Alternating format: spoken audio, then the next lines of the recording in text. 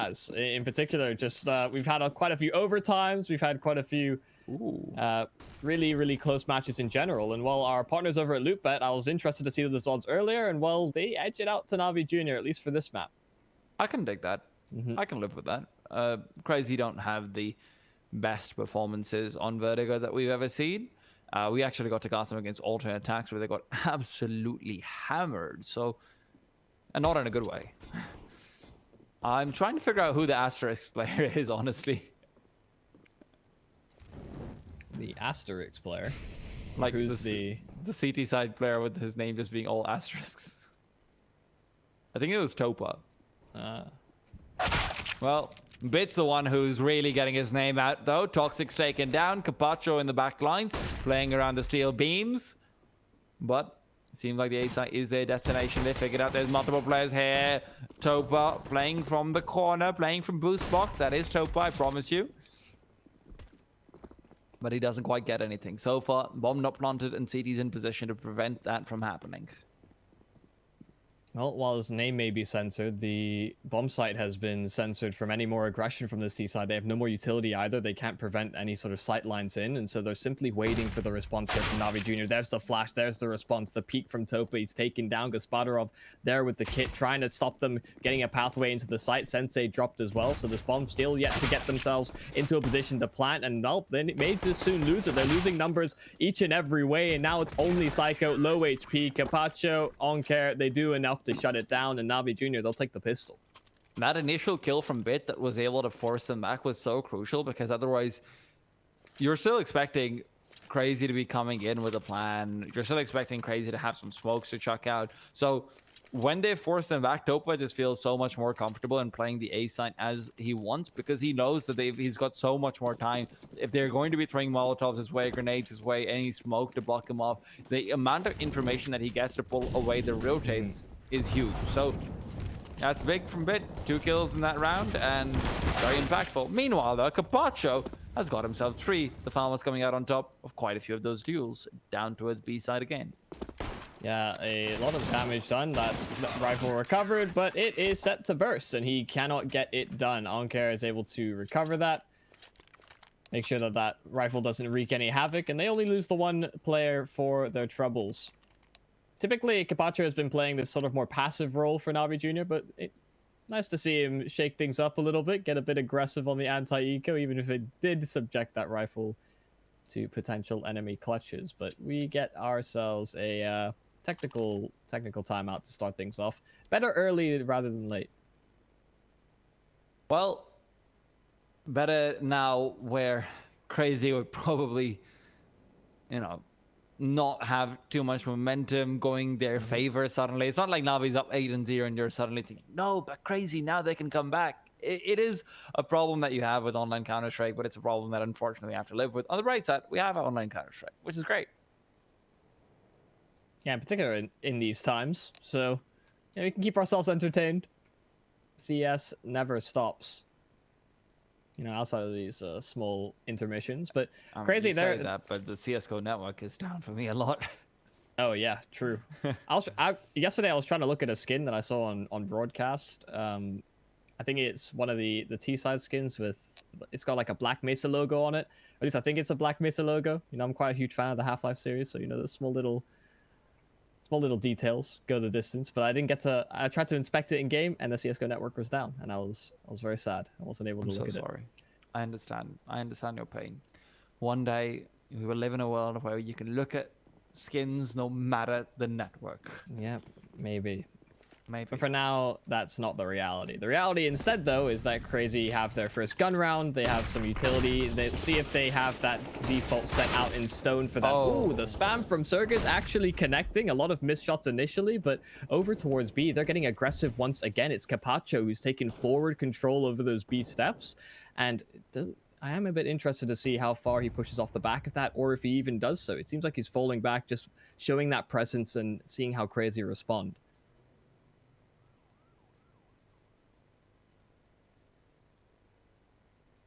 Psycho and Sensei, I really want them to start coming alive a little bit. We've seen them have some insane performances on maps where they're comfortable on. Psycho's position is going to be crucial. He's waiting to come around the corner in middle, take that lurk, and find a few frags to make sure they have a better pincer going on for the B site. But Na'Vi Jr., they seem to be prepared. There are already 3 players towards B. Oh, I believe. I can't really tell because someone's boosted somewhere. Okay, there's 2 boosts on A. All right, fair enough. That's I'm telling you, boosting shenanigans. It's not like Vertigo's radar is easy to read as it is. But the B bomb site will be their destination. Correctly chosen, most likely. Psycho proceeding through. He's trying to find the timing, and there's only 20 seconds left on the clock, so they've got to get this done. Bit's caught with a nade out in his hand, and Carpaccio is left alone, trying to anchor away, but anchors will be dropped into the ocean, never to be seen again. Oh, the timing there from Psycho is absolutely perfect. Caught with a nade out. That is the worst case scenario because Na'Vi Jr. was so committed to that boost play over towards A. Even with the time being so low, you would expect that maybe they'd fall back into a bit more of a standard setup, but had it been a contact play from Crazy, maybe it works out in their favor. And well, it's the other side of the coin. Instead, they get that B bomb site, they get their first round, and I don't think they're going to hunt too aggressively. If they are hunting, they are grouping themselves up at the very least towards CT spawn, so that nobody gets away with an AK at the very least. A nice clean round from Crazy.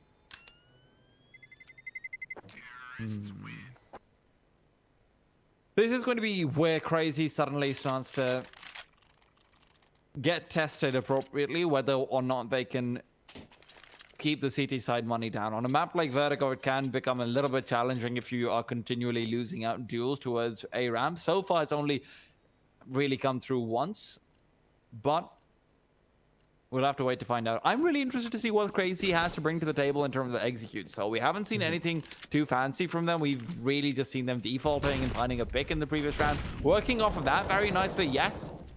But now it's Bit who's gotten super aggressive. Onker as well will fall. And Na'Vi Jr., they will be able to equalize, but that equalization will not last for very long. Bit will be next to fall. He was a bit too aggressively out towards T-spawn.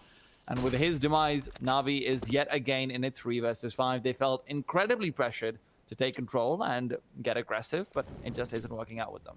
I'm actually very surprised Bit even gets 1 kill there. Demq spotted him out very early. That information could have been relayed, but he gets caught off guard, so could have been a kill that is a bit cleaner on the side of Crazy, considering they have the better weapons in this round. Carpaccio trying to at least stay alive on this A bomb site. The other 2 players located towards B and mid. While he hopes to reposition Topa, can he keep himself alive for as long as possible? The Molotov sails on through, a bit of tag damage done, and now the rotations have come through. Na'Vi Jr. are here with full presence, but they're trapped behind these smokes. So for now, they should be able to get this bomb planted, but the spam is very, very dangerous. No nades on that CT side, though, to force the plant out.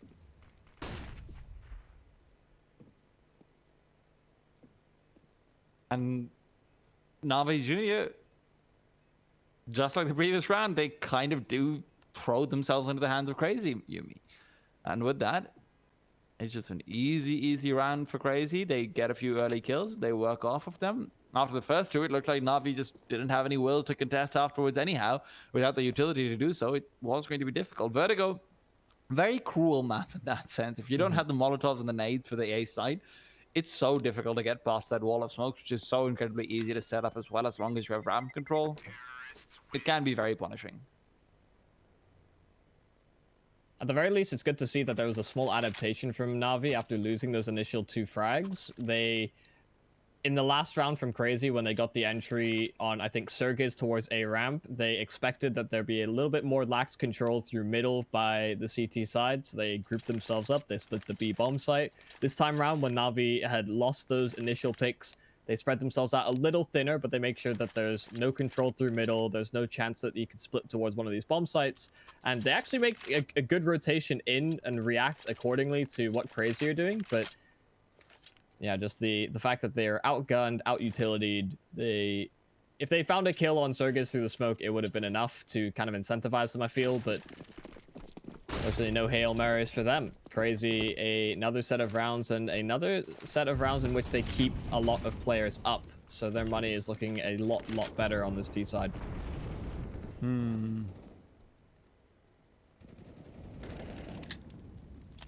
This is going to be... I don't know, Yumi, I'm already getting worried because I'm not seeing any offs coming out from Gospodarov because I know they don't have the money, but the way their economy is going, even if they win a round, you're not going to see them have an off. So Crazy are continually going to be able to buy up against a weaker buy of Na'Vi Jr. And make no mistake, Gospodarov without the off means it is definitely a weaker buy. So being gifted a couple of rounds potentially off the back of these first two where they've made some clear mistakes in getting overly aggressive, that could come back to bite them.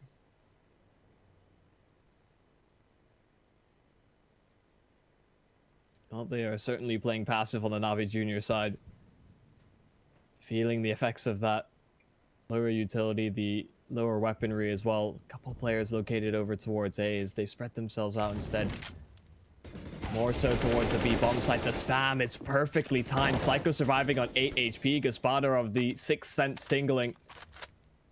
While Crazy suffer significant damage, still no frags to be found. The smokes, the Molotovs, they'll sail on through. Na'Vi Jr. have rotated in one more player in, and now the rest of the team is coming. It's going to be a full-out hit. Crazy, 1-for-1 exchanges, the good trades there. But Onker, above the smoke, he'll go. He gets the first, but again, it's traded back, and Sergids is further forward. Psycho, Toxic, both low HP. Capacho in a very good position to potentially win it out, but Toxic gets the better of him.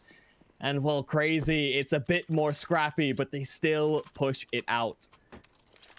Again, you're just seeing it come down to the smallest differences, and you're asking yourself, what if Gospodarov had an op? What if they had an extra nade here? What if they just placed it here and there? And I will be the perpetual broken record, but Counter-Strike is not very nice to counter-terrorists.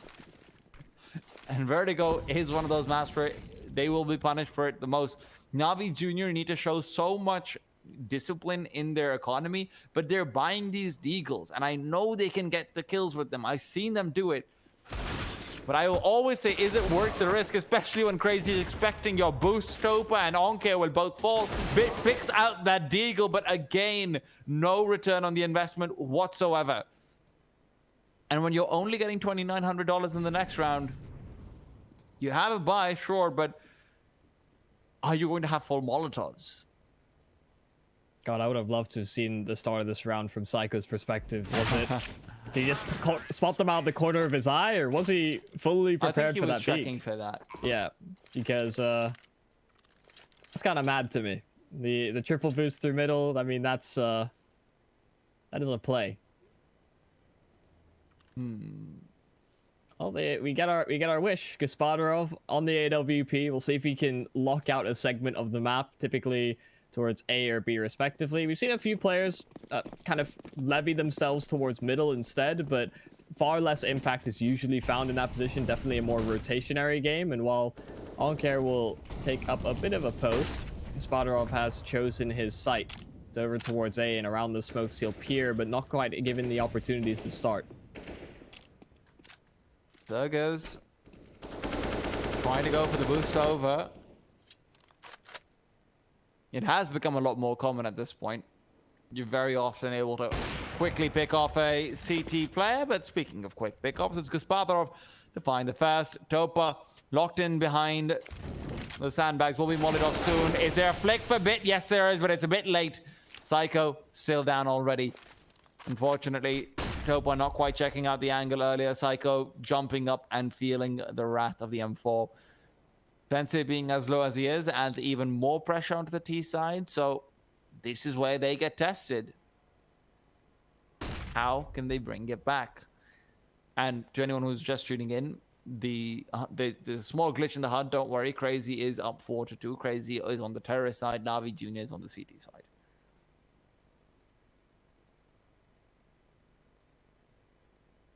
Yes, it's for the viewer, certainly not for me. Yeah, I was confused, Roy. I was not confused in the slightest. Topa, do they suspect he's here? They should know that this is an open angle, given the fact that this was smoked off earlier on. It was Molotov by that T side, but Na'Vi Jr., do they go out and clear, going through the short position instead, but no, they don't. They don't go out and clear it. They expect that Topa's repositioned and gotten himself away, but he does it all from the same position. Crazy, they let that one slip away. They lose track of where Topa is, and Navi Jr. get a third.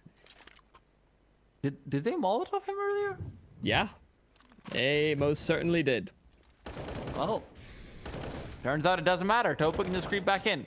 Good for you, Topa. Finds himself all the kills. Really nicely played and isolated as well. Just the dual selection from him coming out solidly. And if you want to be selecting something, select our partners. And they are, of course, Hellcase, who are the biggest and most known case opening website with almost 100 cases. Case upgrader, battler, lots and lots of very, very unique features. Dozens of giveaways per month. You won't get bored with Hellcase. Use promo codes to save more and grab what you can. I did that without having to read it. Yeah, no, I could tell off the dome. It's ingrained in the memory and such a great partner to have. Of course. And while it's a great start from Crazy, it seems Topa taking out very early in the round. It's Sensei's AWP that chimes first, and they're looking for that little slither peek that's possible under the sandbags, but Serg is finding the much easier and cleaner kill.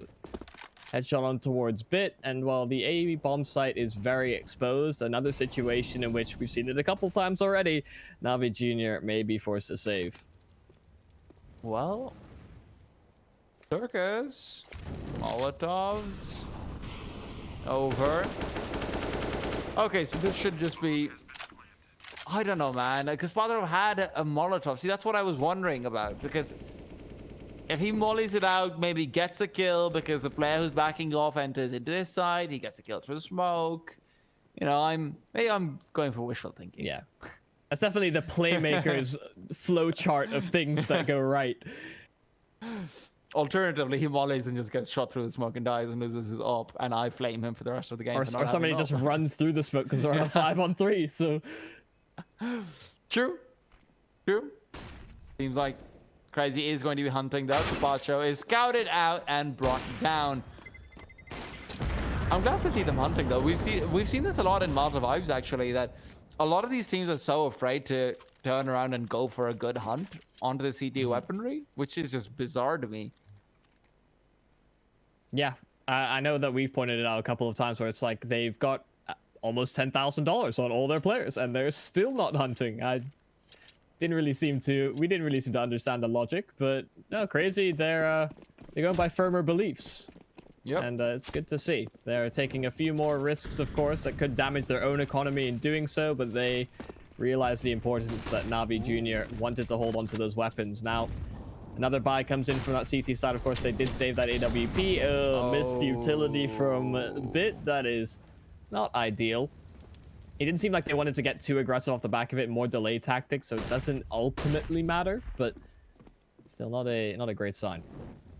The molly would have been extinguished anyway. There was already a smoke there, so. That being said, the question is, does Topa somehow manage to get back into sandbags at this point? Thank you. Oh, brought down through the smoke. Okay, your man right there. Coming out big, finding them the early advantage that they desperately needed. Now, they do only have one grenade, so things are not in the green yet. But now that the T's are rotating back towards the B site, where arguably CTs have a lot more maneuverability, maybe this can be a quick little pick-off for them.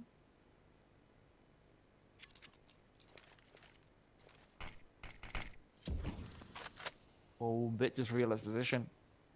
They know he's backed off as well. There's no way you stayed there after throwing the smoke out. Question is, are the CT sides going to be convinced? Because these two players on the B bomb site have the bomb. We've got to take a look at them.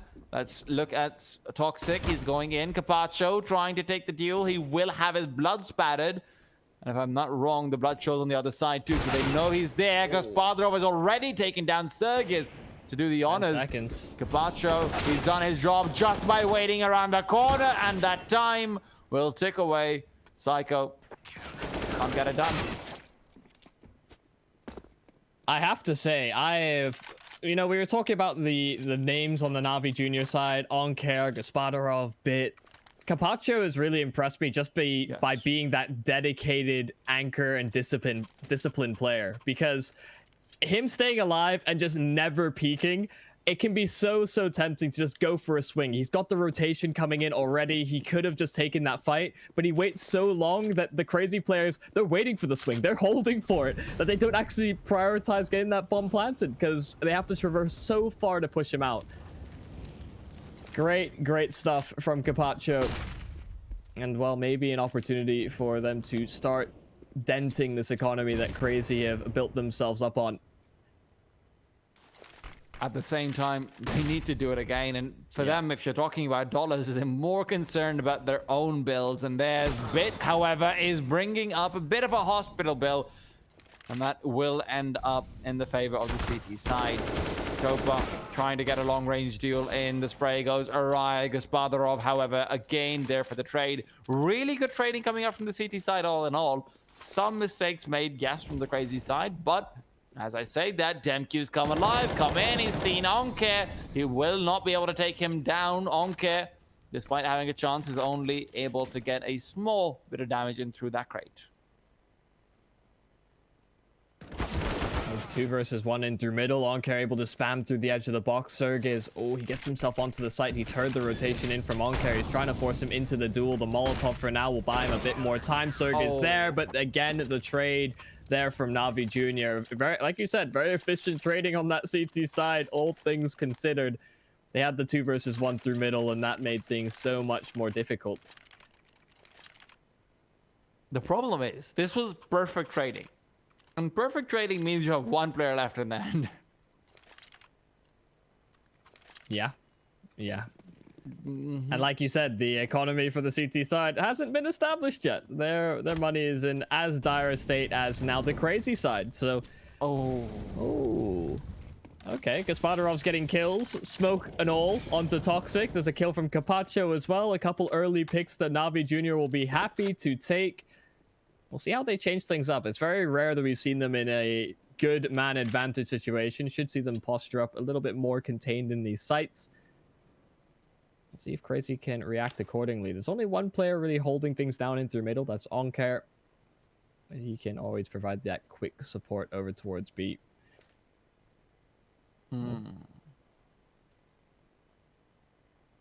Every second that goes by is another second for Gospodarov to come in and get a quick one because his positioning is perfect at this point. He's scoped in. Great readjustment comes through. Re-peeks out, but it's Topa to get the kill. His position will be compromised, but with the rest of his team still alive, he's okay with that. Sergiz reveals his position. 48 seconds on the clock, and things look like they are very much over. Nades are flying in. Shots are being fired. Sergiz is down and out. And this is such an important round for Na'Vi Jr., not because of the obvious 6-5 or the obvious fact that their economy is now going to be slightly more robust. This is important because Crazy has finally been reset, and it's towards the 12th round of the half, which is the most heartbreaking time to have your money taken away from you, because now Crazy, you could feasibly see them getting 10-5. It's all about a few resets. Yeah, all dependent on how these gun rounds go. Of course, we'll be delayed in getting to see those. Gospodarov, another opening pick. He's had a few now in a row for Na'Vi Jr. Putting us a bit silent, you know. He didn't have that quite level of impact yesterday, but he's certainly showing up on Vertigo.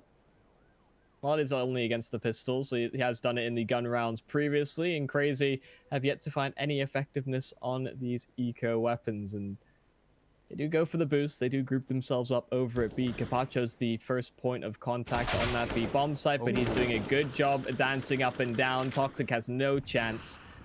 And, well, Gospodarov's there to get involved in the action as well. They all want a piece. Na'Vi Jr., another clean round. A few in a row now as well.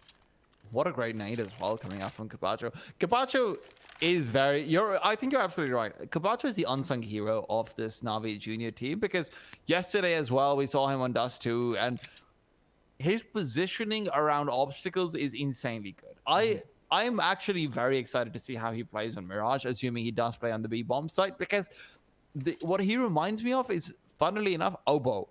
And Obo on complexity, I think he is the I actually think Obo is the best anchor in North America outside of Liquid.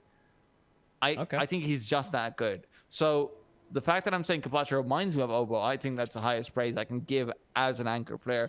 He knows exactly when to take a duel. He knows exactly when to delay. He knows how long his teammates will take to get to him. And that's such an important thing to realize as an anchor, because your timings just become picture perfect at that point.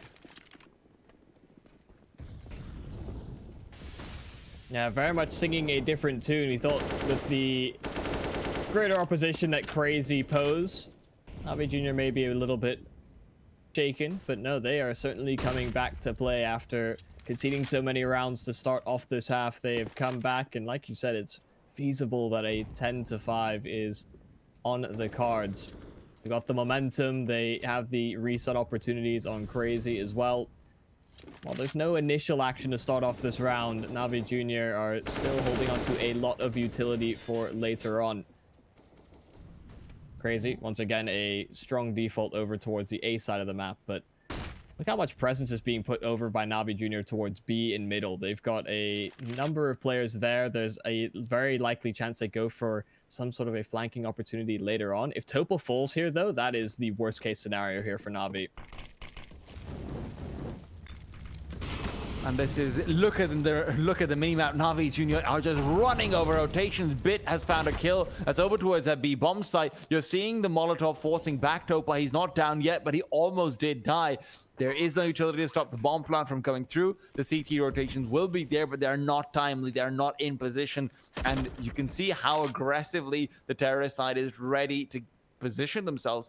They've got 3 players in alley. One by one, they can all peek and deny any sort of bomb control. Circus as well in sandbags can't be flushed out. You don't have a Molotov to do that. So this 5 versus 4 retake is so difficult. Flashes fly out. No one's blind on the T side, though. And Circus has already found the equalizer.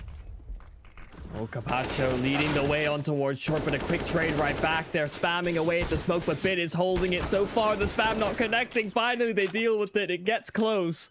But CR4ZY edge it out, and while one will go down with the bomb, CR4ZY happy for another round. That was uncharacteristically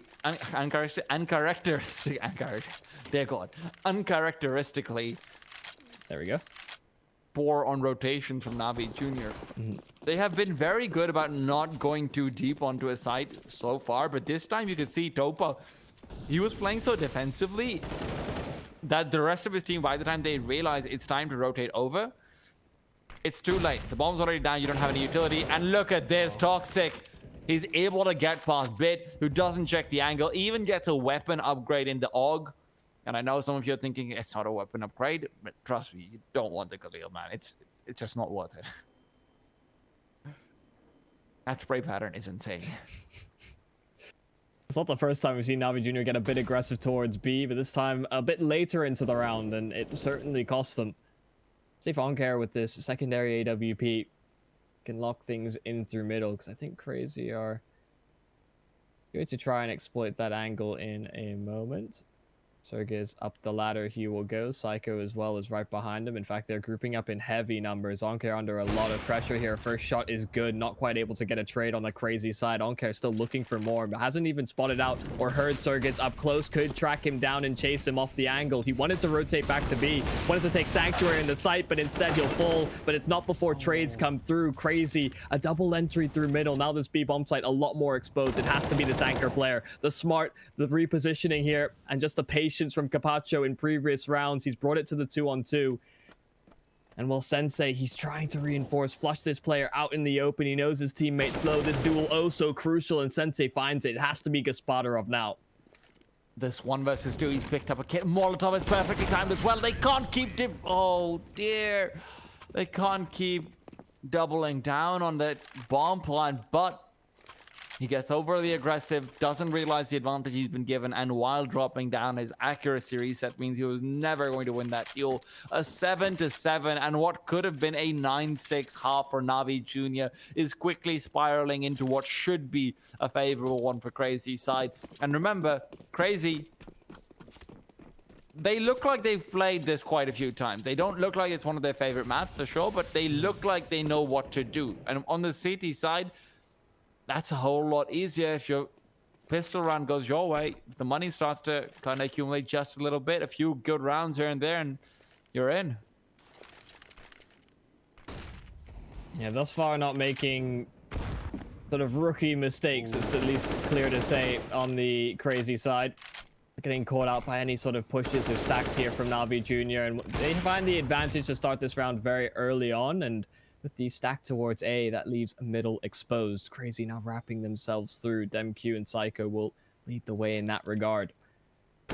Psycho, he does get the shoulder bait there from Oncare, and he's under a bit more pressure than he may soon realize, because after that kill is found, the B bomb site could have been exposed, but they're moving into the stack. This is a little bit dangerous. Still 3 players located in this position here from Navi Jr., but they're dealing with it. Psycho, DemQ, they do it all really. Bit missing the opportunities. That should surely be the round, and well, it's the nade to finish it off. Crazy finish off the half with a minor edge.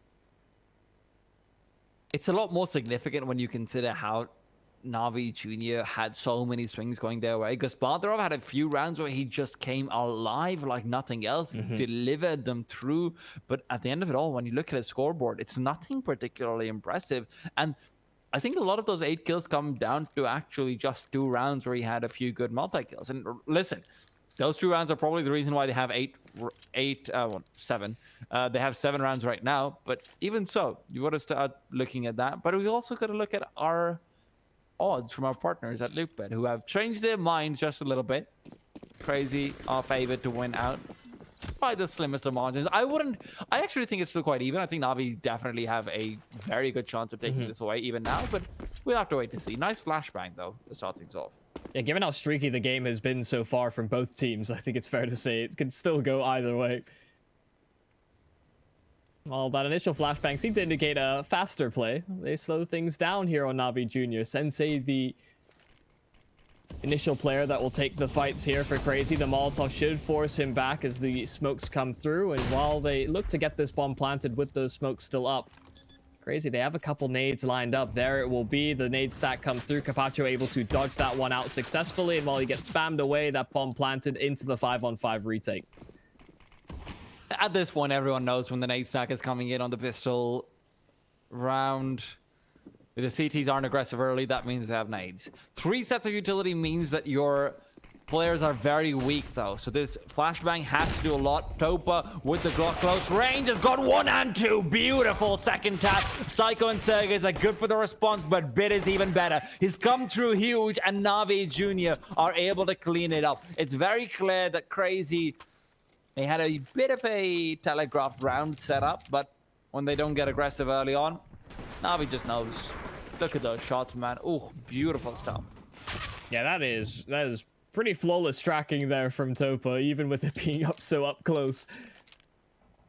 I know 9 times out of 10 I would miss the first and then panic super hard, but no, cool, calm, and collective on the side of Topa. Well, we will get another technical timeout. At the start of Crazy's T side, Navi Jr. having the same thing, you know, bit of back and forth. Yeah, it's all sportsmanship. That's what it is. Like, hey, you had one, we get one too. Yeah. How come you're the only person whose computer breaks down? Well, Navi Jr. will, of course, buy into that with the win they achieved. And while they did suffer a few casualties, they get by and large the proper buy. A couple of SMGs, a few rifles as well, while Crazy save all of their pennies for what is to be a 3rd round gun round from them. The triple boost, okay, implementing the same strategy Navi Jr. went for, except they don't actually land the jumps, you know? Players not crouching certainly doesn't help. Oh, Psycho. Thought he'd maybe be able to get some of those famous USP kills. It is ridiculous when you just see a player get the double dink in immediately. It's one of the most satisfying things in the world to see. Also satisfying though is just bother up finding some Mach 10 kills. It won't happen too often, but it's just enough to give me a little bit of that tickling warm feeling inside. My question is, however, do we see him offing on the T side? I would like to think so.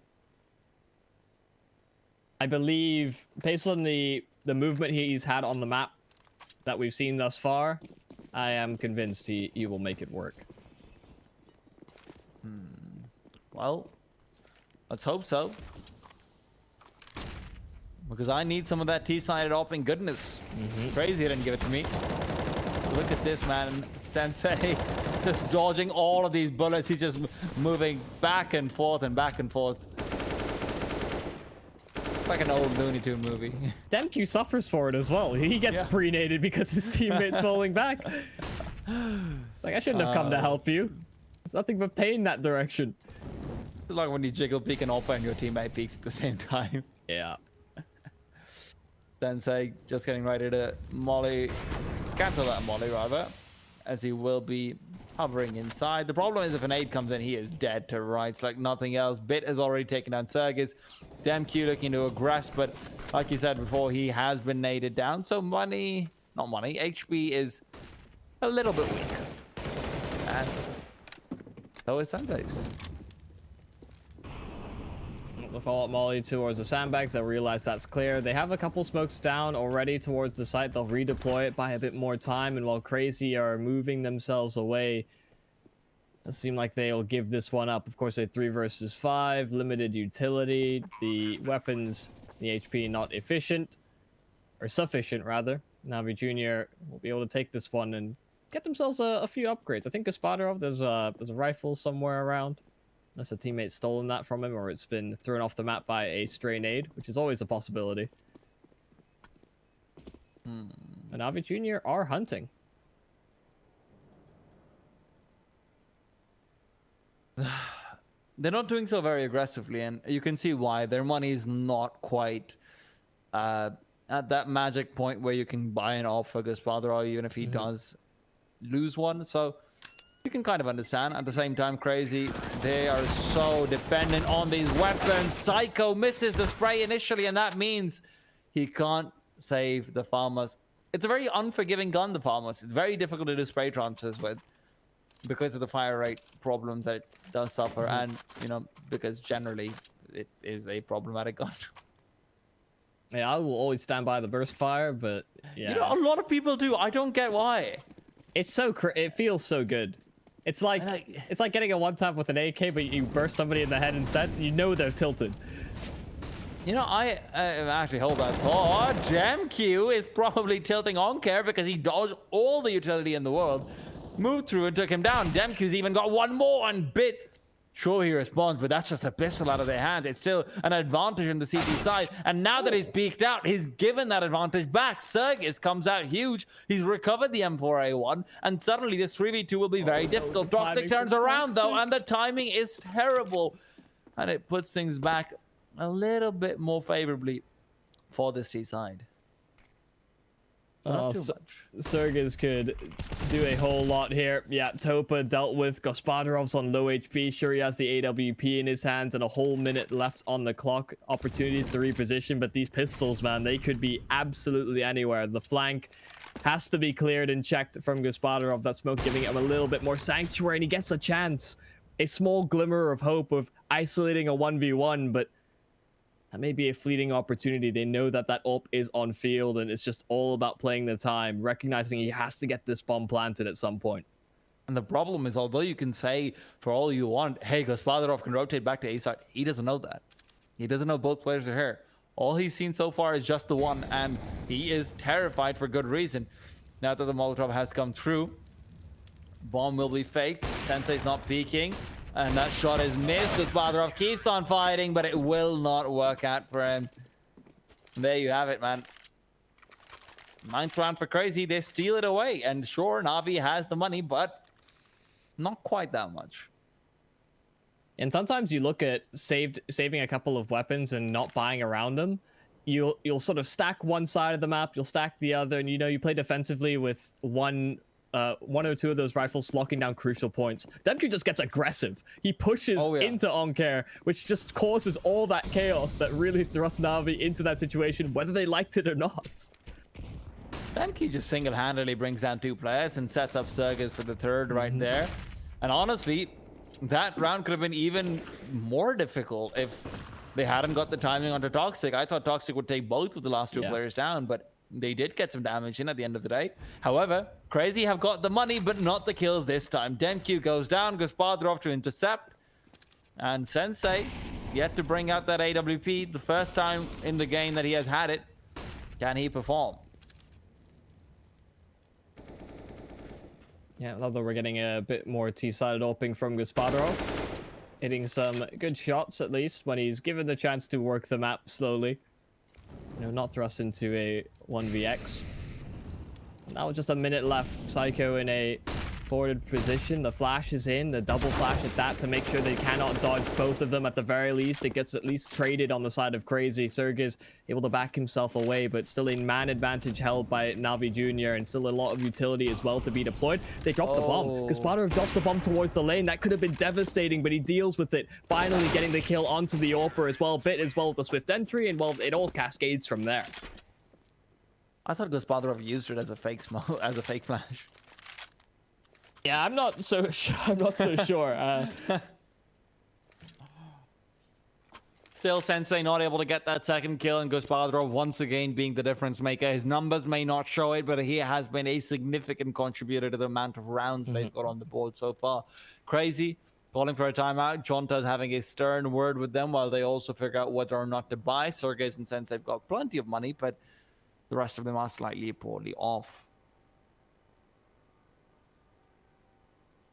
This is where the rest of the team asking nicely, please drop me a deagle. Thank you very much. Be on your merry way. Please, may I have some more?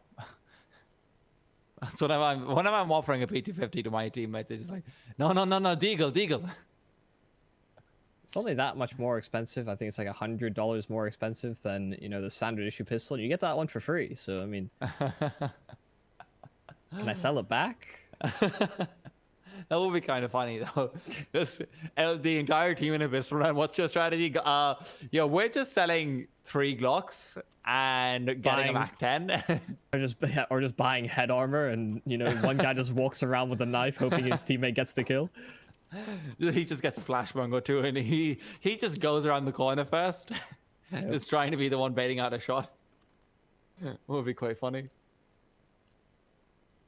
Yeah, that would throw the whole CS world in for a bit of loop. So fortunate that the developers don't listen to silly ideas like that. Navi Jr. though, they are looking to build a bit more momentum. Of course, a couple, or at least a round now back after the lost one to Crazy. Or rather, the stolen one from Crazy. They still have the AWP on Sensei. They actually do commit quite a lot of money into this round. So they're hoping that Sensei can come online, find a few picks, maybe recover some rifles as well. Those are the best case scenario flowcharts in the Crazy mind at the moment. But for now, Sensei is not being given those chances. No real presence from Navi Jr. over towards A. Sensei has been a little bit underwhelming. Admittedly, we've only seen him in 1 round with the AWP, so I'm not going to jump the gun and say, kick Sensei. But... would like him to start stepping up a little bit.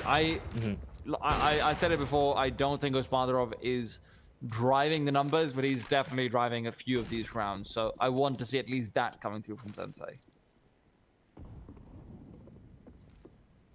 Well, you may get your wish. Sensei is rotating back in. And the majority of the Navi Jr. side are moving towards A for now. That sidewalk position going to be isolated duels. This first one is oh so crucial. Gospodarov's holding the angle. He sees the shoulder, just that, and he's not able to hit the shot, not able to adjust in time. Crazy have the numbers on the bomb site to contest this, and time is ticking low. 25 seconds now. The smokes will begin to fade. These pistols as well, they can be so dangerous around the smoke. Sergey gets a kill, Sensei as well, but Capacho and Gospodarov answer right back, still firing, rattling off shots is Sergey's, and this bomb's still yet to be planted. 10 seconds left. Who commits? Who pushes forward on Crazy? Nobody, it seems, as they're allowing Navi Jr. to escape ever so slightly, but Demq, how's he get the kill on Topa? Gospodarov tagged down as well. Navi Jr. a man down to start the retake. The smokes are not their friends. They've already lost 2 players through them. Will this be more going by the wayside? Sensei's position is great. He can check and keep a check over towards ramp. And Demq with the AK now picked up is trying to trade away. Gospodarov re-peeks out though, and he's got both beautifully done. Drops down to give himself a second chance. And in the meanwhile, Sensei was trying to get aggressive. And Pincer in the players on ramp is just not able to do so. And Crazy, they got just about as lucky as you can. 2 kills through smokes, one of them headshots, the other one just Sergis spamming away. But Gospodarov, this was the play.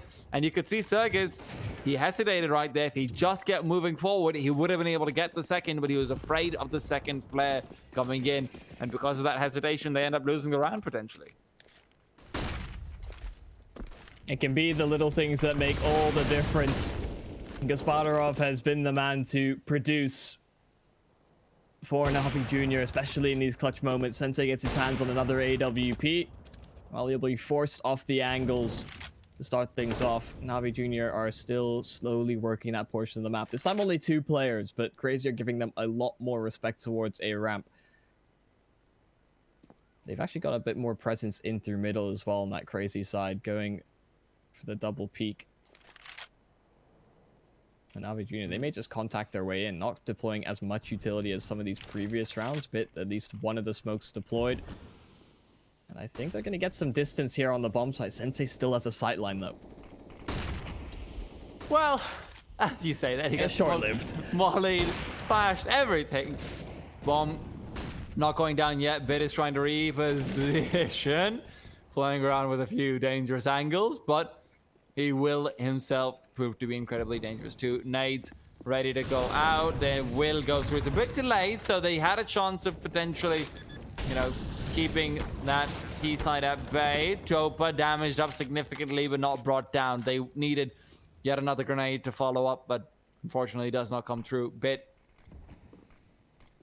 and company, 5 versus 5. CT side have got 1 smoke down, 2 actually, 1 over towards Ali as well, but this retake is so difficult. Bit's position is so good. He's got 1, he's got 2. Bit is the man you've got to keep your eye out for because he's poking holes in your head, and the CT side just can't do anything about it until Demq enters the fray. He's got 2, he's got the AK. Can he get more? Onke with a quick kill allows Topa to peek out, and Demq, he's showing up with some heroic efforts, but not quite enough. He still needs some of his teammates to be doing more.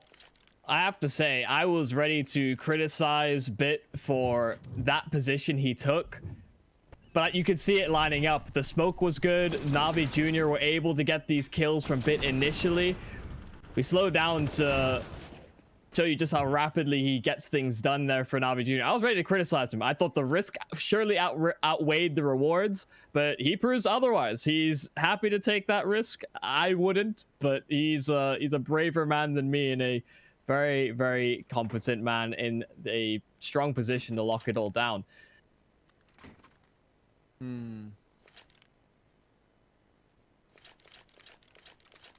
Still makes my heart skip a beat every time a player goes for that, though. Oh yeah, dude.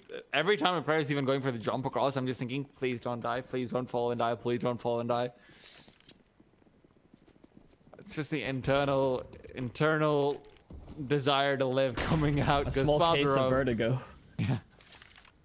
Gospodarov comes through, takes down a couple of those eco frags, padding up his numbers wherever he can. Someone else who needs to pad up his numbers though is Toxic and Sensei. Both go down early on. They have not had good games.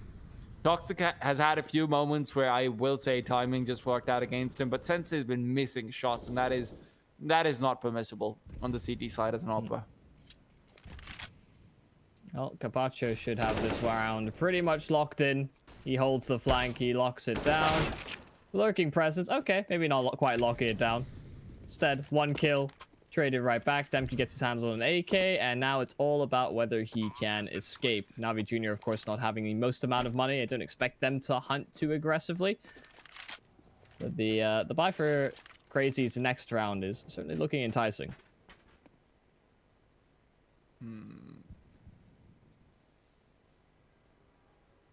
Well,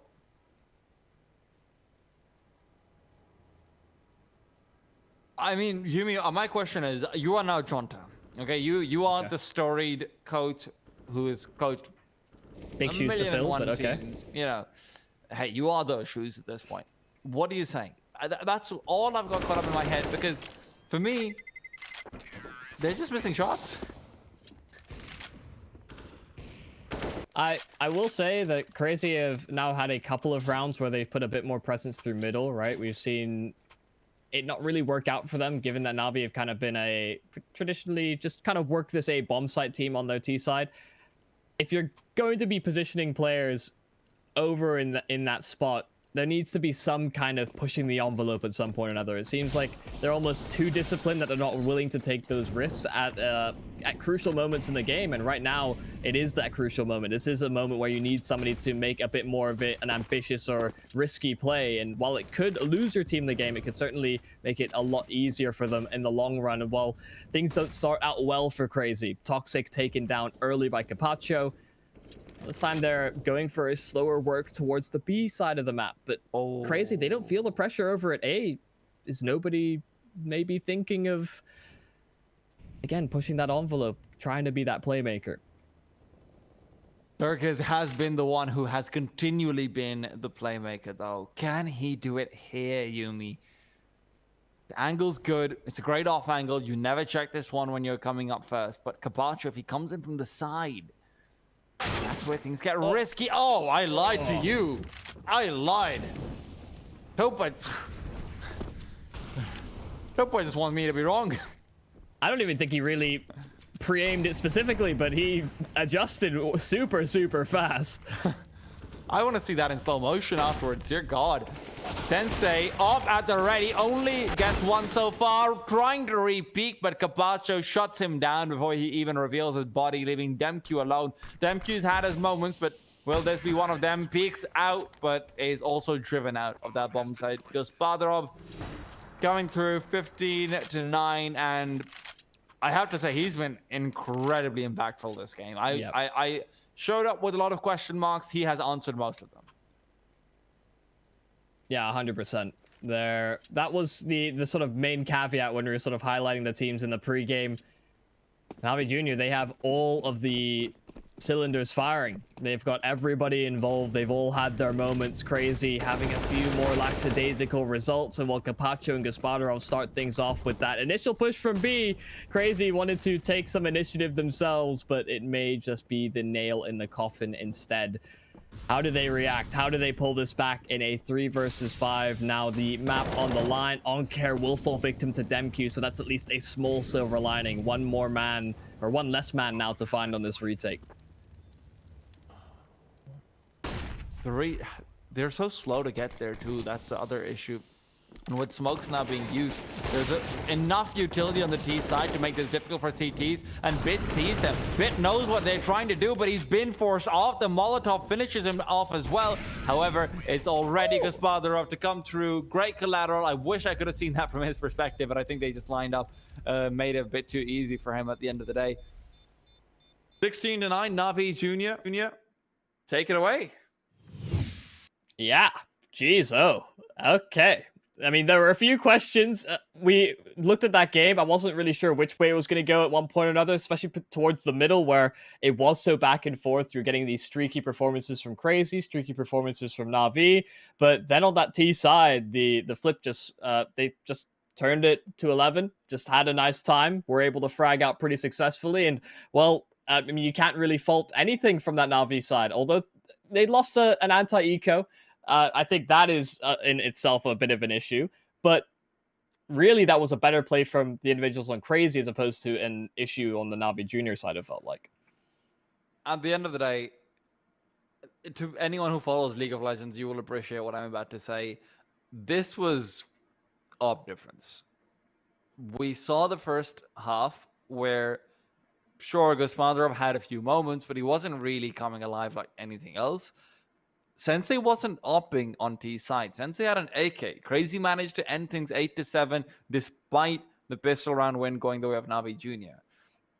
After that, when you enter CT side, just the sheer amounts of uncomfortable position that Sensei was continually getting caught off in, the sheer amounts of shots that he ended up missing, it just wasn't good enough. And I have to give so many props to Gospodarov again and again, because I was very critical of him for good reason. But now he showed up, and now I want this to translate through to Mirage, which I think will be a very different map, which I think is where Crazy should be able to bring things back. And I don't think we end this in 2 maps by any stretch of my imagination. However, we've got to wait to find out the answer of whether or not that's possible, and we'll be back with Mirage in just a bit. Crazy's map pick with Na'Vi taking their own.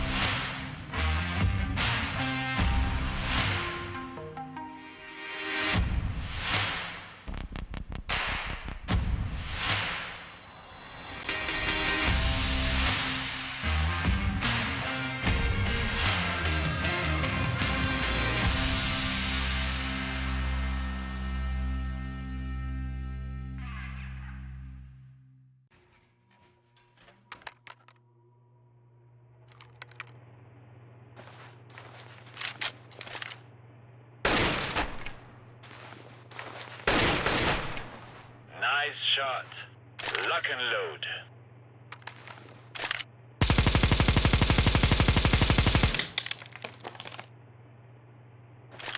Wow, very good. Let me show you how it is done.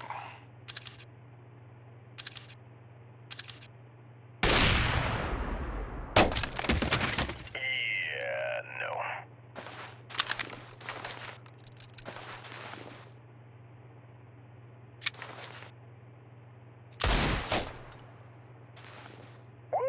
Damn!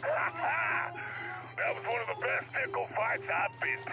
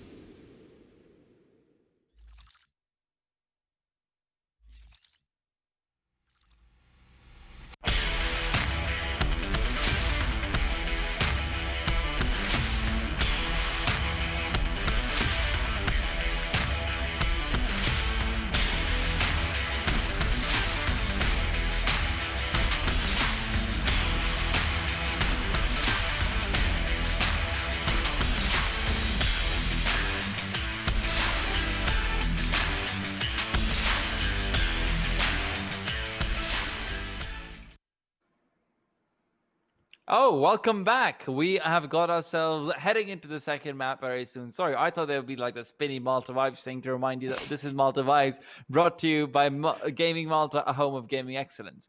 So next time you won't catch me trying to fix my hair in the beginning of broadcast. It'll just be all throughout the rest of it. Your hair seems to be having a better day than mine is, and you know, one could say it's almost having as good of a day as Navi Jr., where Gaspadrov is really showing up. Next map is, of course, Mirage, though, which is Crazy's map pick. What are your thoughts?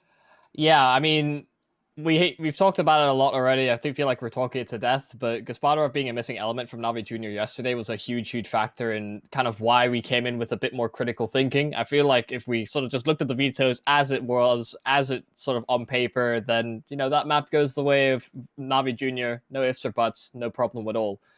Now into Mirage, like you were sort of saying and laying out in the pre-game, you know, before we get into the series as a whole, this is a map that I think we were first sort of impressed by Crazy. I think a week ago, Yes. or maybe a couple of weeks ago when we got to cast them on this very map. Just the level of containment and discipline that they displayed, and we saw glimpses of it as well on Vertigo in particular. Even though it's not a map that is seen too much success, at least win rate wise, they are very disciplined, and I think if people are sort of watching at home, look at how they sort of rotate around the map and how they take their fights. It is a joy to watch, if it's anything like we saw from the previous weeks. So I think this goes to the full map series. It's basically my long-winded way of reaching back into the point where you were saying in the pregame that it likely goes all 3 maps. Well, at the same time, you're also looking at how Crazy plays. They're very centered around Sensei having a good game. And they're very centered around Sensei coming through, getting some great op kills. And unless they change that a little bit so they're less reliant on that, I feel worried. Now, T-side, sure, you can probably get away with it. But if I remember correctly, they actually like opping on the T-side as well. So Sensei, who did have a very quiet performance initially, will be sorely missed if he doesn't show up. At the same time, I think the major win condition for each team is actually going to be their opera. Everyone else is chiming in. Everyone else is being consistent. But if I have to throw in one X factor outside of Kosmadorov on the side of Navi Jr., I'm going to go ahead and actually say it is going to be Onke. Onke didn't have the biggest performance in Vertigo. You know, he wasn't the most impressive of everyone. I think Bit had some flashy moments. I think Gabacho definitely really played lights out. And I'm generally a big fan of Bit as well. But Onke was quietly keeping middle underneath lock and key like nothing else. And if I can see that coming out from him in a place like Connector, in a place like B Short, that could be a huge difference maker. The question, though, is he going to be CT side or T side to start things off? I don't know. We'll have to find out. Knife round underway. Yeah, and it almost feels like the criticisms we had of Navi Jr. from yesterday's groups is kind of falling into Crazy's park, right? If the single offer, it's a huge hole in what you're usually able to offer. Maybe this is the map to rebound things. Of course, Navi Jr., they will be on the receiving end of a slaughterhouse, so they can actually get the choice on the Crazy side, and I think they'll be able to get themselves into a good enough spot. They've gone with the CT side if the HUD is any indicator. It's always very hard when things sort of swap over so rapidly. We'll figure it out eventually. Yes, so Crazy. The team with the USPs, the team with the USPs, they've got the T side. That's how it works, right?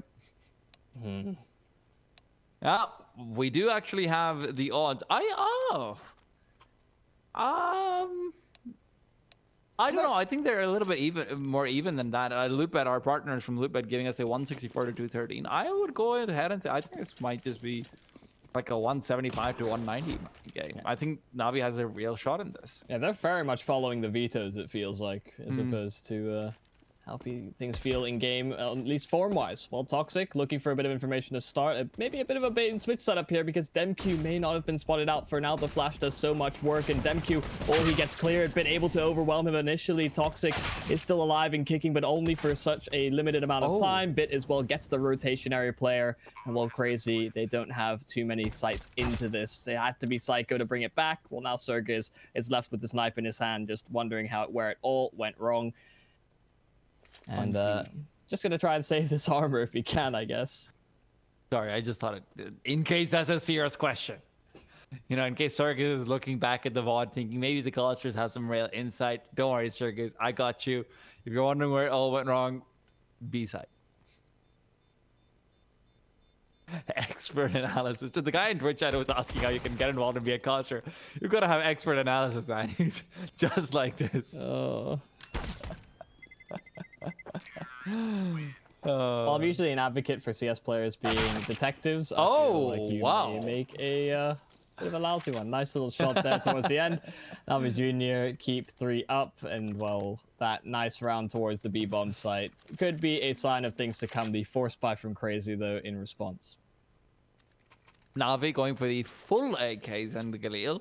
This is something that is generally frowned upon very often because of the flexibility that you miss out. Against Deagles, running around and jumping around with the Mac-10 can be pretty damn good, even if they do have armors. So that's always going to be a consideration. They're boosting 2 players up towards ladder room. It's a bit of a slower boost, but they will finally get there. No one feeling stylish enough to go for the double jump across onto the signpost, but hey, I'll forgive them for now. And this will become one of the issues as well. The fact that, like you said, so many rifles brought forward. If they find an isolated pick, if they're able to get their hands on that rifle, things can really cascade out of control, as it quite often does on rounds like this. We'll see if that really works out for Crazy. The flash on through. Oh, Psycho there to cover Demq down. The rifle going to be recovered. Demq's got his hands on that. He gets himself away, and now suddenly he's on this B bomb site with an AK in hand. Navi Jr. feel kind of forced to pressure A instead. And even there, it's so difficult to get there. Look at Sergej's position. He does go down, but Cabacho had to get the kill. Demq has revealed his own position, and you can see Topa's not feeling... Oh, Topa's not feeling safe to cross because of the spray, but he does get eliminated at the end. Psycho picks up the AK, coming in from the side, realizes where the players are, but he doesn't have too many bullets. Forced to switch to the CZ. Almost good for Bit, but Bit will live by the skin of his teeth, and even less than that. Sensei, however, shots him down. It's a scat to do the honors. Both these players within 1-shot territory. Toxic as well. Can quickly deagle them down. And now that Capacho's revealed his position, they should have a chance for the 1v2 to materialize. The AK, even if it gets picked up, won't do much. And as I say that, he has a chance to reload. Can he do it? Capacho swinging up. He's just wasting time, and it works out in his favor.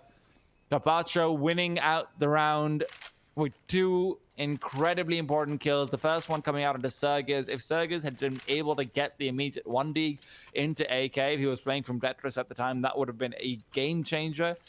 And now the 1v1 going his way. So Navi Jr., this is a second reason why you don't like buying full rifles, because you very often lose a lot of them, and that's money in the bin. Yeah, a couple of instances where it could have gone well for Crazy. Running out of ammo the first time round, then that cycled AK being out of ammo the second time round as well for Crazy. Things not really lining up for them, but Capacho is really that man of the hour for Navi, showing a lot of his worth this game. Bit doing the damage with the SMG, and while it's a clean sweep in through middle from Navi Jr., a nice 3-0 start. Although their economy kind of suffered last round, they rebound a little bit in this one.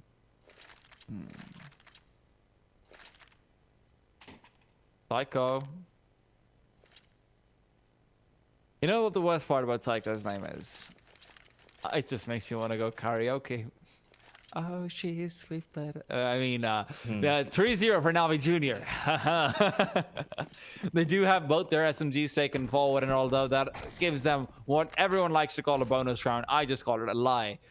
Which is to say, it's just slightly weaker against the CT side weaponry. CT side, though, utility not really there. So without the Molotovs to keep the Mac-10s and whatnot at bay, the movement and mobility can come back to bite you. However, look at this. CT side all ready to rotate over.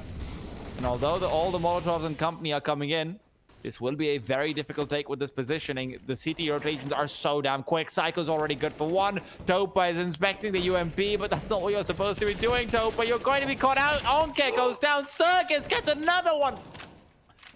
And it is just Topa left.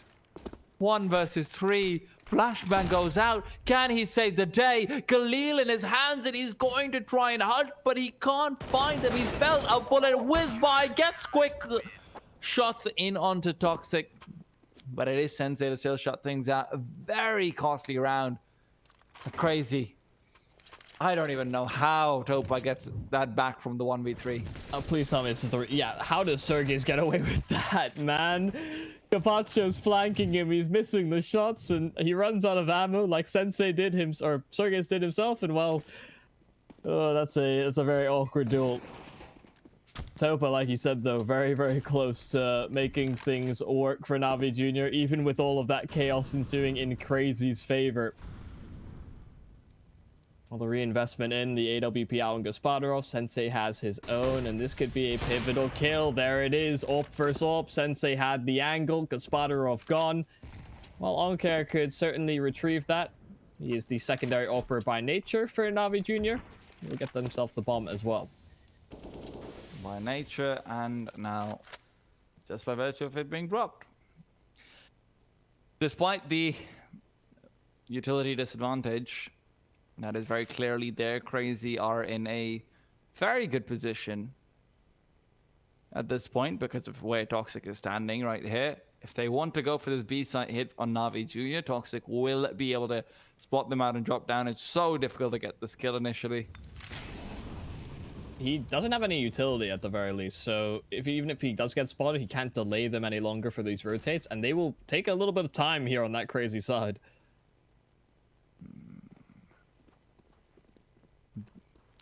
Bit from the inside, he will be able to take down DemQ. A nice flick, but Psycho's good for one of his own. 3 versus 3, however, and Sergej brings it in the favor of the CT side. T's yet to put the bomb down.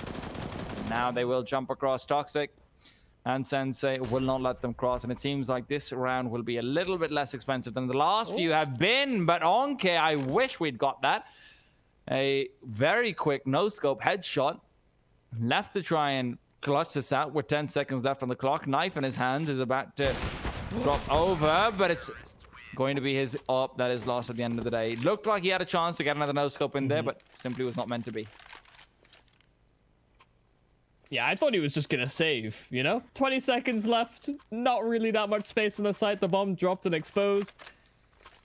I feel like an argument could have been made there, but he got the no-scope headshot though. You know, you're going for it after you get the no-scope headshot. Yeah. When you think you're feeling it, you just gotta roll with it. Anyway, they've got a double up set up now on this Crazy side. DemQ and Sensei. A bit of an investment for sure on that Crazy side, and Navi Jr., well, not investing anything. No flashes, just a couple of pistols. That could have been a very chunky nade onto Topa, but he is fortunate that it does not come through.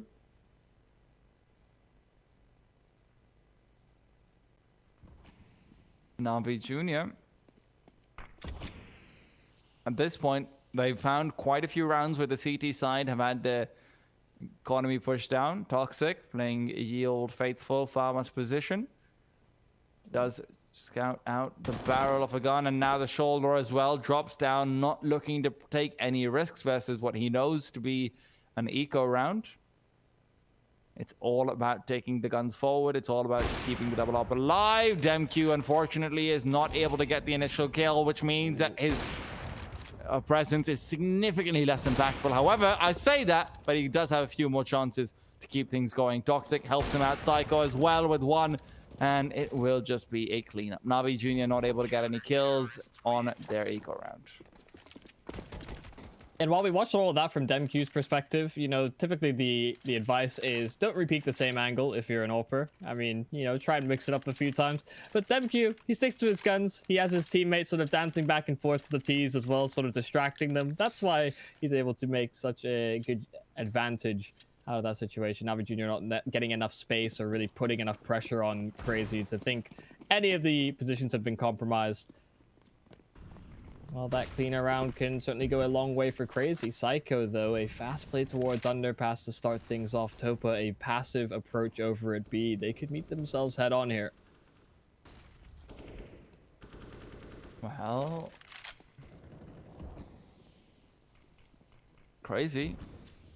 This is really interesting from them. Have you ever seen this before, actually? They went for the double push in apartments and underpass as well. Like I've seen double underpass push and whatnot. Circus goes down. Not sure what that is on the A side. Okay, he was playing from Ninja. But yeah, interesting play to go into a set of AKs with that. I wouldn't normally expect it. But 4 versus 4 is there. Crazy. Have given up a lot of ground on the A side. This could be Navi's cue to hit the site itself. Well, Capacho will take that cue and run with it. The first kill found. Sensei there, at least able to trade, but not able to get too many sight lines in towards places like Connector, Jungle as well. His back potentially exposed. Oncare, this kill could change the momentum. Demq's there posted with the AWP though. While Bit will try his best to eliminate some of the possibilities of a push from CT. They're now trapped within this bomb site. Very few opportunities to escape. Tensei there with the AWP as well. Now just Gaspadarov. 1 versus 3. Not the rifle that he'd typically have wielding, but could show proficiencies with it. While Sensei, oh, he spots him out. He knows exactly where he is. Playing it patiently now. Gaspadarov, oh, they almost lined up for him, but Psycho takes him down. Crazy. Keep all 3 up. They keep the double up, importantly, and they get a edge with a 4th round. And the T-side money, we've said it before, we'll say it again. This is the time you want to come back and get the T-side money down. When their loss bonus isn't full, when even if they get the bomb plant down, they don't have the perfect buyout. You've got so many chances of shutting them down before the very, very end of the half comes in, where the T's always seem to have a chance to turn things around because CT side money is never going to be at that 10k plus mark. And with how Reliant Crazy are on the double up, they need rounds like this. Now, the only question that now comes in from Na'Vi is, what is their depth of practice? Do you have practice on these force buy rounds where you're going for AKs and you're going for a few pistols with additional utility? Have you got set protocols for those? Are you going to be able to, get a bomb plant down, take 3 players with you? And are you going to be able to find yourself the fact that the best partner that we could have as a case partner is in fact Hellcase? I mean, it's a fact. It's true. They're the biggest and most known case opening website with almost 100 cases, updated case battle upgrader, dozens of giveaways per month, and more absolutely unique features. It's a fact. You won't get bored with Hellcase. Use promo codes to save more and grab what you can. There you go. Well, man's spitting facts, but it's spitting smokes over towards the A-bomb site for Na'Vi Jr. Fast execute on towards the site, and while they'll get a bit of space, they've lost Oncare as a trade for the bomb site. Crazy. They're happy with that dowry at the very least, but I don't think they're gonna quite be sitting on that for long. Na'Vi Jr., they'll be able to get this bomb planted. Okay, maybe not. Demq, Psycho, they both find kills simultaneously. Bit and Capacho left wondering how to bring this one back, and they won't even be given the chance. Very limited damage being done to Crazy because no damage was done at all in response. They keep everybody healthy, alive and well. No stitches necessary. A 5th round. Well, remember that question I was asking about if Na'Vi have the protocols to at least get a couple of players down? I don't think they do. Yeah, they want to do a little bit more damage than that because, well, I mean, not even a stray nade, not even a stray spam. Absolutely nothing in that round. It's not happening, man. And on a full force buy, that is unforgivable. Absolutely unforgivable. Nade flies through from Toxic. Good damage early on. He changes position a little bit. This time they line up for him, but Topa and Gaspadarov are good for 2 kills apiece. 1 kill apiece. Yep, Gaspadarov killed his own teammate. Oh. Yeah. I lied. Never mind. Sorry. Topa gets the entry, and then he gets shot in the back of the head. Hey, that's not how you're supposed to give someone a pat on the back. Oh, he was at 2 kills. Good job, dude. Oh, no. Yeah. Rough days. I was wondering how they got the 2nd kill. Yeah, I was like, where's Gaspadarov found the frag? And then I realized, yeah, it's not ideal. But much more ideal weaponry now coming into round number 10. bit more spread, going for a bit more mid control on Na'Vi Jr. They'll boost Psycho in towards the ladder room on the side of Crazy. Still this sort of 2 commitment towards B. They've got that presence on short as well, but that's a crucial kill. That opens a huge gap that Crazy will have to plug up momentarily, with Na'Vi Jr. applying so much pressure through middle. The splits towards both of these sites. Window has no real control, especially with Psycho being smoked out. There's certainly an opportunity that they could slip on by. Capacho's positioning is so important. We've got to look at Capacho. Psycho's taking on Own Care in the meanwhile. Capacho. Guys, can we take a look at Capacho? Oh, all right. There we go. He's got himself both the kills as they were trying to aggress through. Crazy. This might be the round where they're suddenly put in the back lines, but Psycho is in the back lines. Unfortunately, he is now dead. So he's in no lines. The only lines he's in are the obituary in the newspaper. Oh, is that still a thing? I mean, I believe so. Okay. It's only 1 round though. In a Counter-Strike game, I don't think it'll quite make the segment. Well, it's been a round of flanks. Topa may be given the opportunity. Capacho had a few nice kills to start things off, but Toxic, okay, he was trying to get a flank underway, but Gaspadarov has him dead to rights. Makes up for the fact he had the team kill in the last round, has 2 crucial kills, but it's really Capacho that does all the heavy lifting. The double push through ramp, absolutely nada, zilch. Capacho gets both, and I mean, that's a round on his shoulders for sure.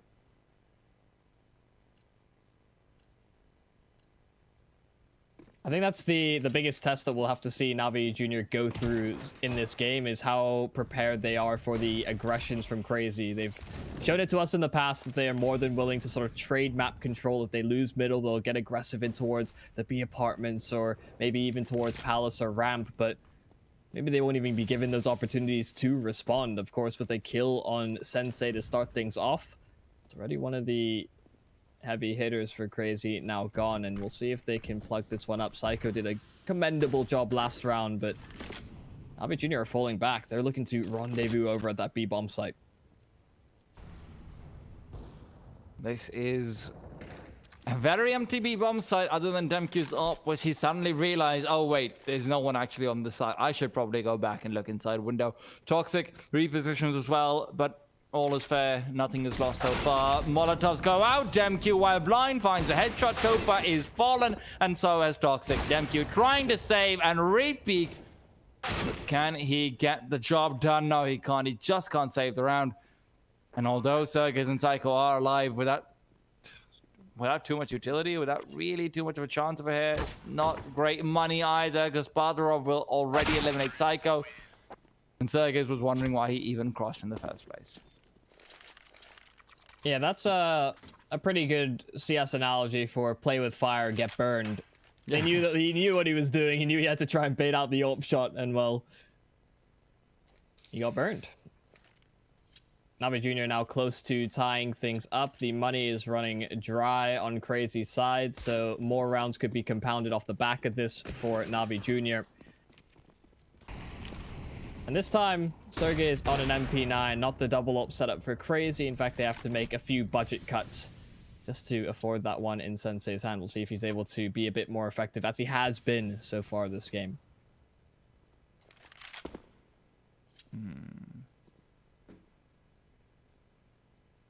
Crazy. No utility of note will be left for them if they delay things a little bit more on Na'Vi Jr.'s side. So you should expect to see some sort of a push to come through, probably from that MP9. In the meanwhile, Psycho's already been tagged down, though. They do have a lot of control over towards A main, but Capacho is this time hovering inside Palace as the lurker. With full mid control, it really looks like Na'Vi Jr. have got to have a bit of a handle over this round, but Psycho, he's creeping around that smoke, might be able to get himself into a good position to eliminate these players before they even get in. The 3 players running into connector, though, will be intercepted by Sergis. Psycho's already good for one. Sergis is getting another, and then backs off through the smoke as well. He's found safety inside that utility, and Toxic, in the meanwhile, uses the distraction to his advantage. On care will be next to fall, and one by one the dominoes fall. Not a single casualty on the CT side. The team ace as well. Every single player chiming in from Crazy in that round. Some surviving by slithers of HP, but out-positioned, out-maneuvered. Na'Vi Jr. just not able to track down those trades. We'll see if Na'Vi Jr. can respond in a significant way. Of course, he said how much of the swinging around that could have been for them. It could have compounded into another had they broken the economy of Crazy, but those team aces can certainly do a lot for the motivation. Everybody plays their part. We saw a bit more of that discipline as well that we were sort of talking about before. The fact that they're not going to overswing, overcompensate for lost position. Sergey, Sensei, they'll chime on through. Capacho's doing a whole lot of work on this A bomb site. He was Mr. Timid, Mr. Passive in the last game, playing so sensible, so disciplined, but now he's leading the charge for Na'Vi Jr. Those entries are going a long way. Anke gets a bit more space. Demq and Sensei are all that can remain for Crazy. And the double AWPs on the retake, I don't know that I am favoring this one at all. We'll see if they can get anything done. Still peering on through. A lot of utility on both of these players, but this first kill has to come through first before they can really get that underway. Demq, there it is finally. May get himself into a position to help his teammate out, but Capacho finds another. Could be a fourth, but Bit instead lines up the backstab. Na'Vi Jr., they wished for that round previously, but instead they'll get it up in the follow-up. And Crazy, same situation applies. Their money isn't looking too hot. I said this before as well, though. This is the magic of the T side in the last 3 or 4 rounds of any half. You can just come out on top suddenly. All you have to do is stay alive. Just long enough, barely long enough. And Na'Vi Jr., they've done just that. That's the advantage of the first half being T side. You could feasibly see them coming out on top, getting those 8 rounds at this point. This round should be a shoo-in for them. And Crazy, they don't want to let that happen. That's why they've set up this stack over towards the A side. Sargis chimes in, but he can't finish that player off. Barely missing the shot. Sensei, that's just an easy kill for Bit to find. Well, they're still going into it. They're still not showing signs of backing off. They've recognized that there's a few players here at the very least on the side of Crazy. And while Sergis will maybe look for a bit of information right back, because for now it's radio silence over at A after that initial pressure. Crazy, do they still commit to the stack? Do they begin a rotation over? It's a bit of uncertainty. Demq answers the question, though. Sergis as well will answer the call. And while he does get caught looking the wrong direction, Capacho will put this one to bed, I think. Psycho, the last man standing. USP, not a chance.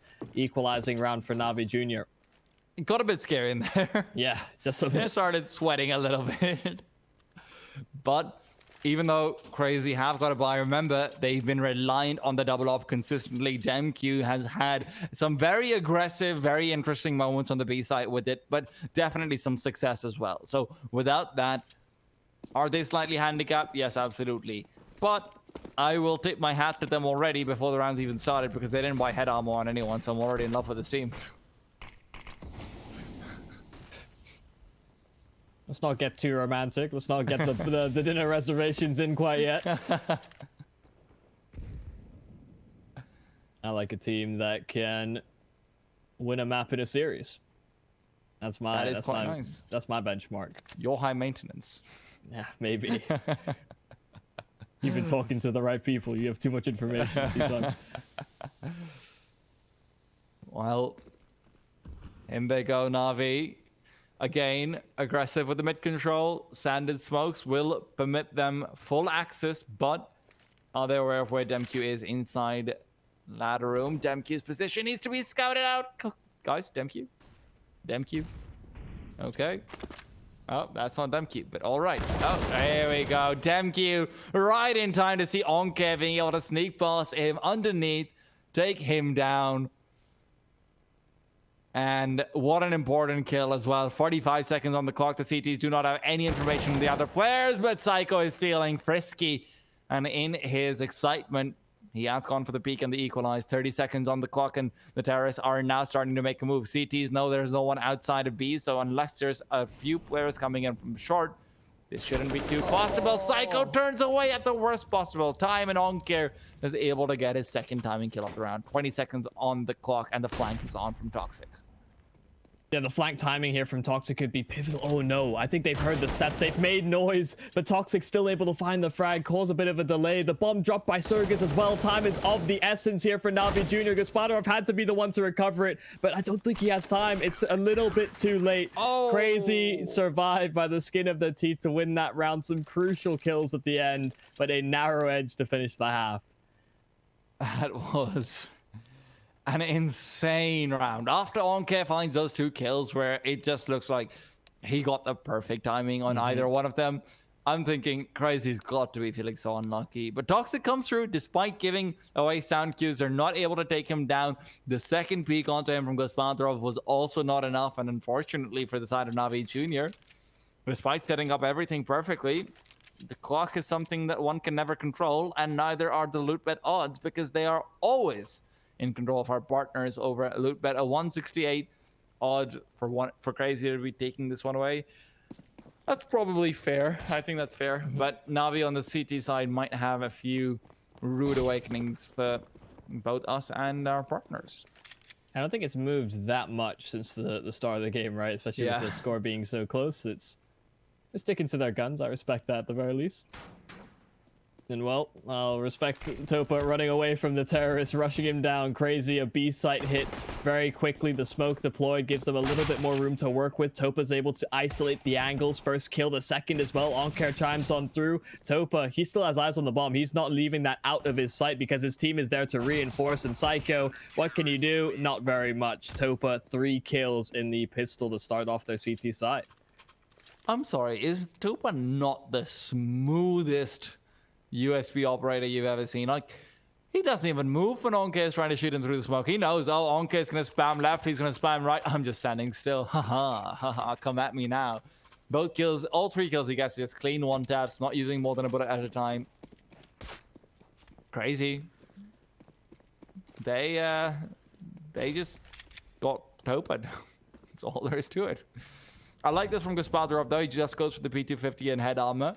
Would have liked a bit more utility, to be honest, but I think they're just feeling a little bit reliant on the AWP. So good to see them at least putting faith in their opera.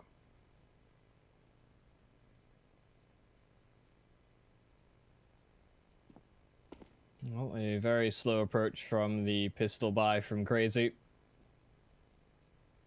These SMGs not being as aggressive as you may have expected on Navi Jr. They're still waiting for the initial contact, any sort of presence, steps, and utility. The flash there from Onkar for information, and he finds the headshot, but not the one that he deployed. Instead, it's on the receiving end, and that M4 actually falls into enemy hands. Now suddenly they may reconsider their options.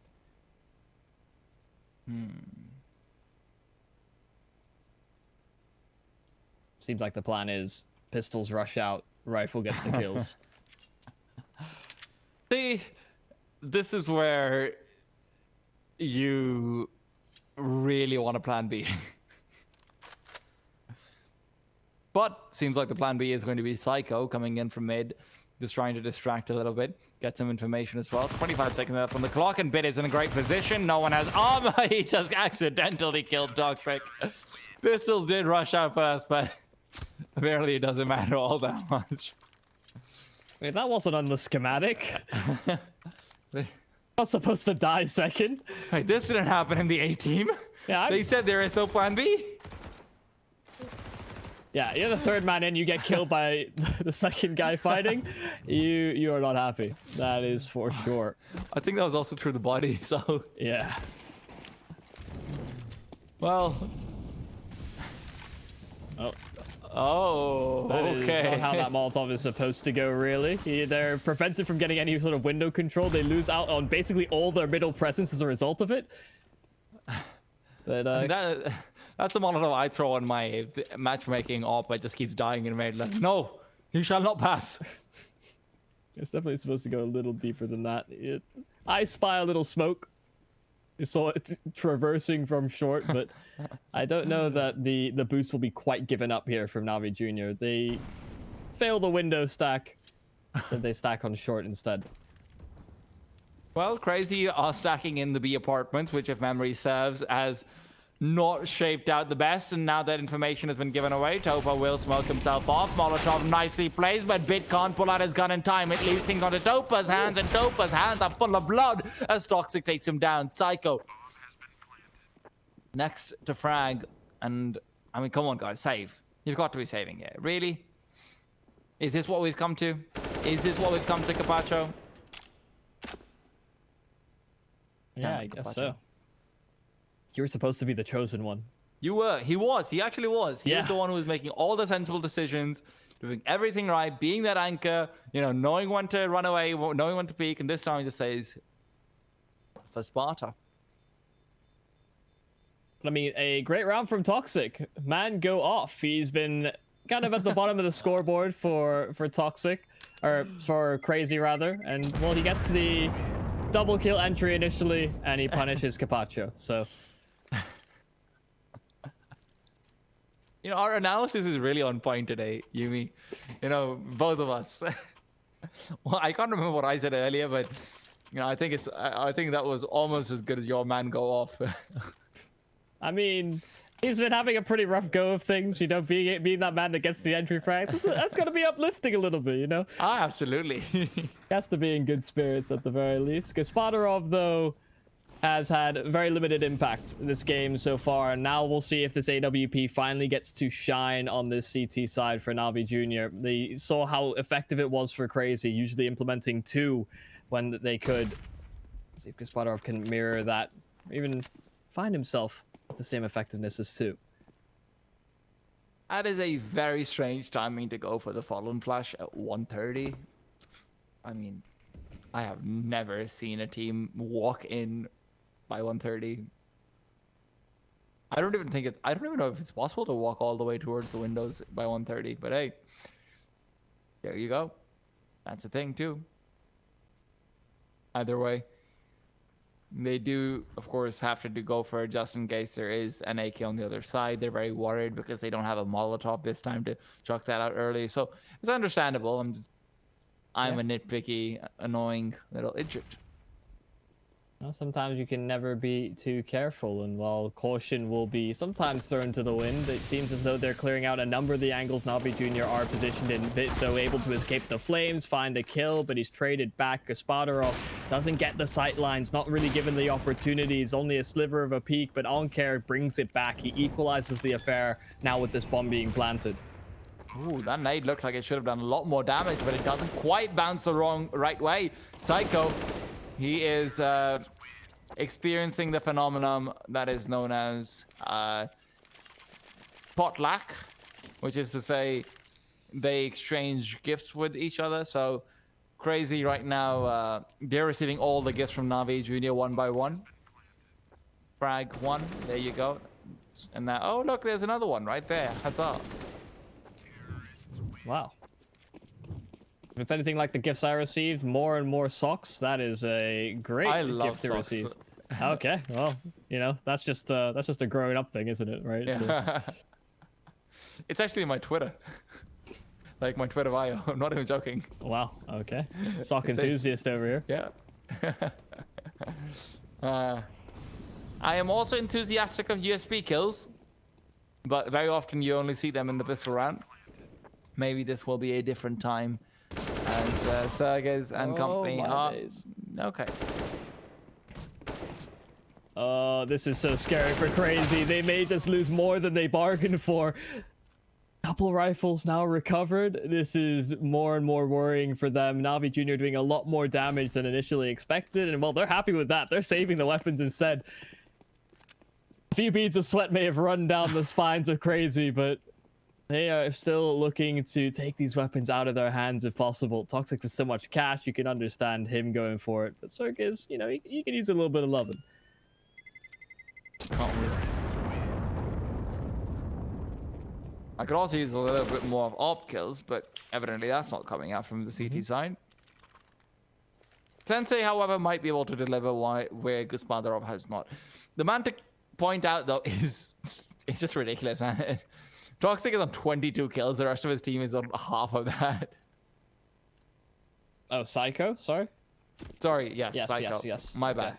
I was thinking back to the round where Doc's got 3 kills, and I confused it for a second. No, yeah, he's been doing a great job on the side of Crazy. Not the man we usually highlight either. So. Yes. He is a third S. Oh, not this. Not this theory again. I'm not even gonna indulge it any further. Oh, Navi Jr. Capacho, blinded up. Where's this gonna go, Yumi? Where's this gonna go? It's going into the head of Demq. Onke from stairs trying to contest, and Capacho is now down because Padrov comes in. It may not be the ult, but it's a kill nonetheless, and I will take it. Well, Sensei and Psycho, all that's left for Crazy now. Spadorov on the rifle has been getting the kills necessary. Navi Jr. doing so well to stop the initial push, but Psycho's found another. He's low HP, but he's escaped back through the smoke. There's still a lot of time on the clock. There's opportunities for Crazy to reinvestigate, reaggress elsewhere, and they're going to take that chance. They're going to take the gamble that Navi Jr. are rotated in, sitting on the bomb site, while they'll exchange weapons over. I think Navi Jr. will be able to read into this in time. They're still very worried about this A bomb site grouping together, making sure not to separate. And Crazy, they're traversing through middle instead.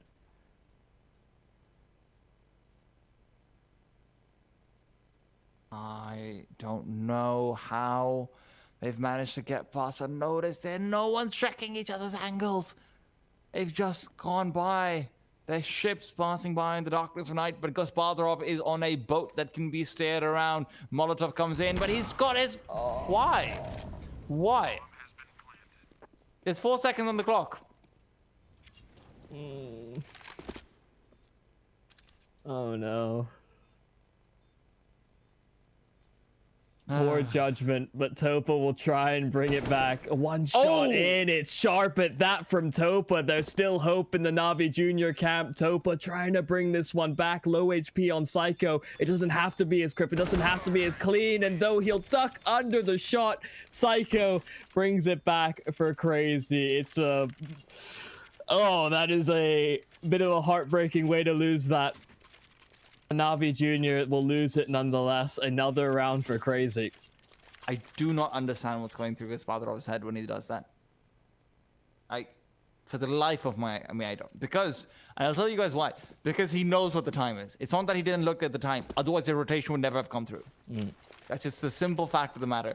They were 20 seconds left on the clock when he decided to go back towards B. Sensei takes down Capacho over here. And... this deserves to go to a third map. Navi Jr. at this point, unfortunately, despite a few of their best efforts, are not really able to get too much in on this, and I am very disappointed by that play. Yeah, extremely confusing. I think, just to kind of touch on the same point, this round doesn't look all too contestable from Navi Jr. It's maybe 1 in 100 plays that works out. You know, the best case scenario, you know, the guy with the bomb, low HP, he gets ticked down by the Molotov, but that is a mistake that could haunt this map all the way through it. See if Navi Jr. can fill us with a few more surprises, though. A bit more hope. Topa showed us a little bit of capacity. This may be too deep a hole to climb out of. Crazy are knocking at the door. 13 is certainly on the cards. But they are moving in towards Oncare's position. This back pillar spot can be very, very devastating. He has a lot of movement and cover to bounce between. We'll see if he can get it done. That's a very nice smell coming up, though. That means that this short players can actually swing out much wider. Demq can now move in. Onke had a chance. He saw the feet, he saw the legs, he saw the toes. But none of those mean that you're getting the head. Navi Jr. backs against the wall. Well, their backs were against the wall a few rounds ago. They've just been punched in further now. CT side, incredibly unforgiving, and honestly, so is Crazy. That one small mistake is going to be haunting Gospodarov, and there's been a few of those all across the board. I mean, there has been a few small mistakes, a few small missed shots where you look back to it and Crazy have been allowed back into the round, especially when Crazy themselves were on their CT side. Yeah. So, yeah. The narrow edge that Crazy had on their CT side could have been very easily a 9-6 or a 10-5 in Oh, yeah. Navi Jr.'s favorite. But that's what Counter-Strike's all about. These small moments, these small ifs and buts. Ignore the fact that I just dropped my phone. Oh, wow. I would have if you didn't bring it up. Well, it's double up setup now for Navi Jr. Bit will buy it alongside. Usually on care, but we'll see if Bit can live up to that same mantle. Gaspadarov around the connector. He'll try to peek, but the Molotov will force him back. So no initial pressure and presence from Navi Jr. over at A, though. There's a trade. Sensei gets one. Gaspadarov around the connector will as well chime through. That's a much better posture for Navi Jr. to take. They'll be much happier with how this one has gone. So, Sergey's moves past the smoke initially. Topa knows they're coming over towards him. Toxic's already dropped down. Topa's got the perfect timing. He's brought down Toxic. The smoke will assist him in getting back towards the van. And he will scout out the orb, takes it down, will be able to pick it up if he wants to, but he misses the jump. And because of that, he doesn't quite get it. The double orb gets away from Navi Jr. And Crazy do still have a buy, and their money is pretty stable to the point where you shouldn't be too worried about it for a while. But interesting odds coming out. 1.1 to 5.9 from our loot bet partners. You know what? I think Navi Jr. are doing really badly at times, but I do not think that that's a 1.9 or 5.9. I agree. Yeah, like, this is maybe like a 1.5 to 4. Oh my... But never mind. I lied to you. It is 1.1 to 5.9. I lied. Come on, man. Loot bet knows. Burnt to a crisp. Aye. That's certainly one way to get an entry on the Crazy side. Yep. I am in awe. I am gobsmacked. Crazy. I don't know how... even think they know how to react off the back of it. It's a kill through the connector, but no sort of ability to see if there's another player in that position, if there's really someone to support. He dies by his own vices. And while they still have control of middle, Oncare will show a little bit of presence as well with a flash. Crazy. They still haven't made their decision as of yet. I think the plan seems to be, though, a wrap towards the A bomb site. The light smoke's going up towards short. It's Sensei to find one in the meanwhile, and no one's really revealed where they're going, and it is the A site that's their destination. Well then, they had the top connector smoke. You could see Navi Jr. were so concerned about a split through B. They start rotating away, and that opens the door up for that lurking pressure from Crazy. I mean, in the round in which you don't have a buy to follow it up really on the Navi Jr. side, losing the biggest investment weapon that you have, it was not the way to start. Crazy now close to bringing us to a 3-map series.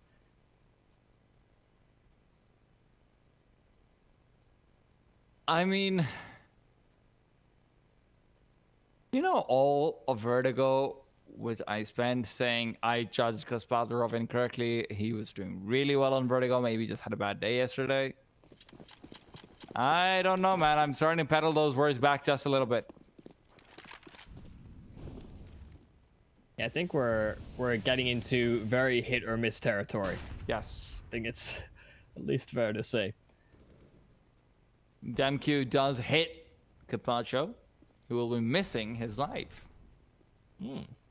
Segways 101, baby. Crazy, however, comfortably in position to take this map away, take it over to Inferno. And It seems like the hit that's coming through could end up working out against them. Gospodarov comes out with 1 kill. Remember, Onkare is in the back lines. Gospodarov on top of the bench, trying to get aggressive from Trash Can as well. Onkare should be able to find the player inside main. Sensei will go down, but Onkare is lining them both up. Beautifully done. Will get the kills needed, but Toxic's come through from the side. He misses his second, and DemQ will just back off. 50 seconds on the clock. It's all about damage at this point. A 1v3, which seems increasingly unlikely now that the bomb is dropped. Can he find a few kills? We're holding the angles close. He switches out to the orb, fancies his chances with that instead. He landed the tag, but it's through the stairs, so not quite the kill. Onkare with 3. Those crucial kills on the flank were what made all the difference. The patience on display, the trigger discipline. He lines them up and knocks them down. Reasonable. Crazy, despite continually finding themselves knocking on the door of victory, they are letting go of a few rounds here and there. Navi Jr., that was a great round though. Gospodarov hit the key shot that he needed to. Onke, his flank was just properly timed. And there you have it. Navi Jr. reminding us that they can actually bring things together, but the initial kills need to go their way to stall Crazy long enough that they don't just feel comfortable swarming a site.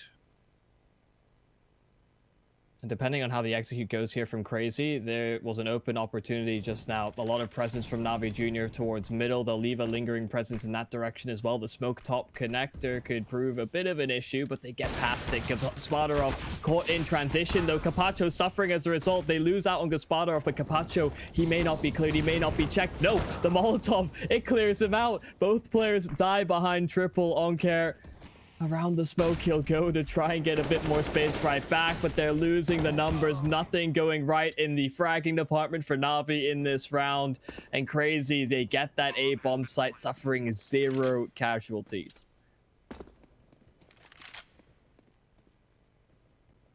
Well, we're back to it. The problem on the CT side of Navi is that they're literally not winning any rounds without some sort of a gimmick, like a flank. And I'm not saying a flank is a big gimmick or something, but it's very timing dependent. It's dependent on skill to some extent, yes, but there is some luck involved as well. Similarly, in the round that they won to get to double digits, it was just Stopa finding a great timing. And again, I don't want to take away from these individuals. I think the fact that they're making these plays are really good, and they're for a reason. They're not just dumb luck, but they're not consistently replicable. And Topa goes down in the very last tick, it seemed like, of that round. And now you've got yourself a Navi Jr. who are struggling for money and in desperate need of overtime. The last map is Inferno, one that they are not very proficient on. Yeah, the playmaking from Navi Jr. has really kept them afloat. And well, we'll see if Gospodarov can do better on the scout and his AWPing counterpart on the side of Crazy. No tag coming on through, only a small slither to peek him from. And Crazy, it's a slower round from them. Overall, a passive default, just setting up in the apartments towards top middle, establishing a little bit of presence and control. No real posturing, no real aggression. Navi Jr. may be the ones to push that envelope in their direction. That smoke, oh, I thought it was going to fade, but seems like it was renewed.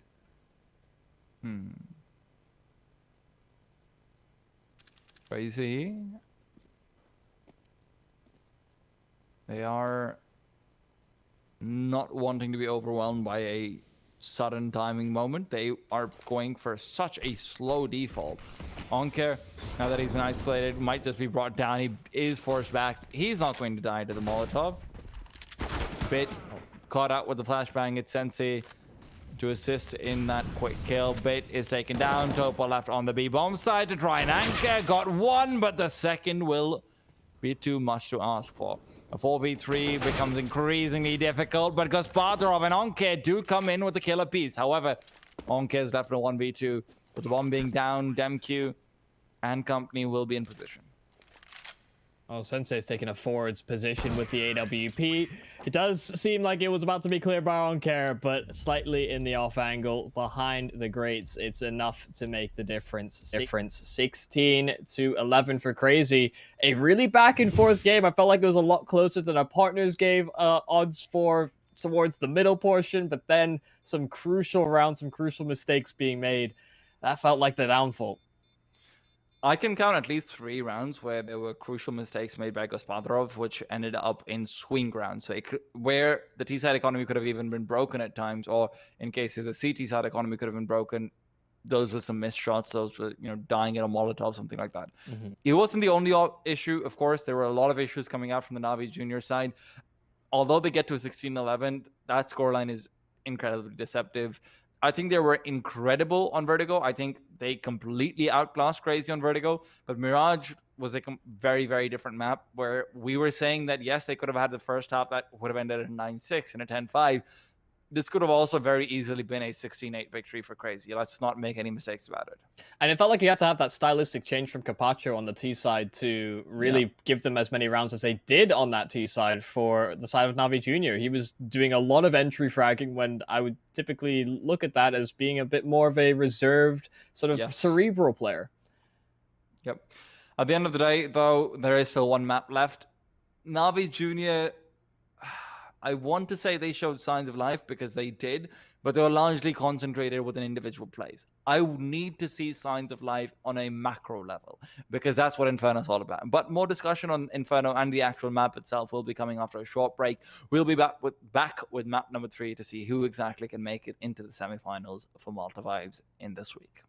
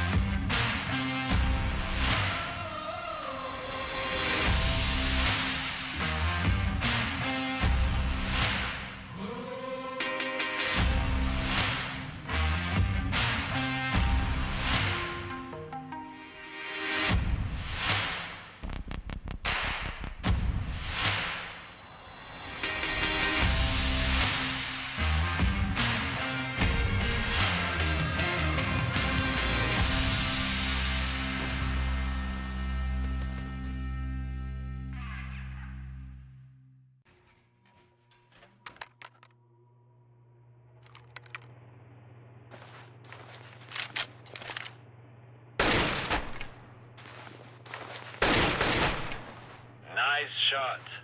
Lock and load.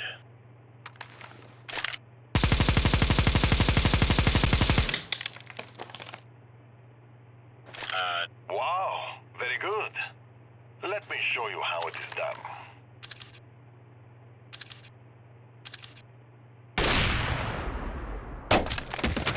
Yeah, no.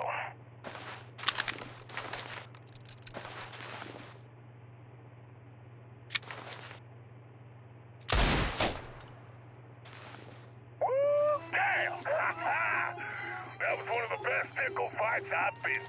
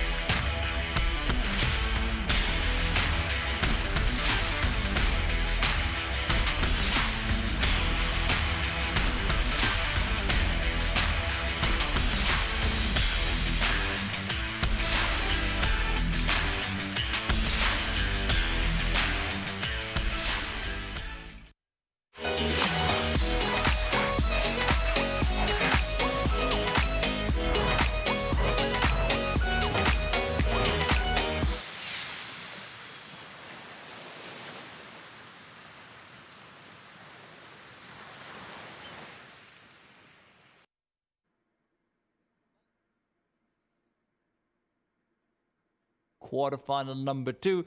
If you're wondering, Malta Vibes is a great little thing that's going on. I wonder who brings it. Well, it's brought to you by Gaming Malta, home of gaming excellence.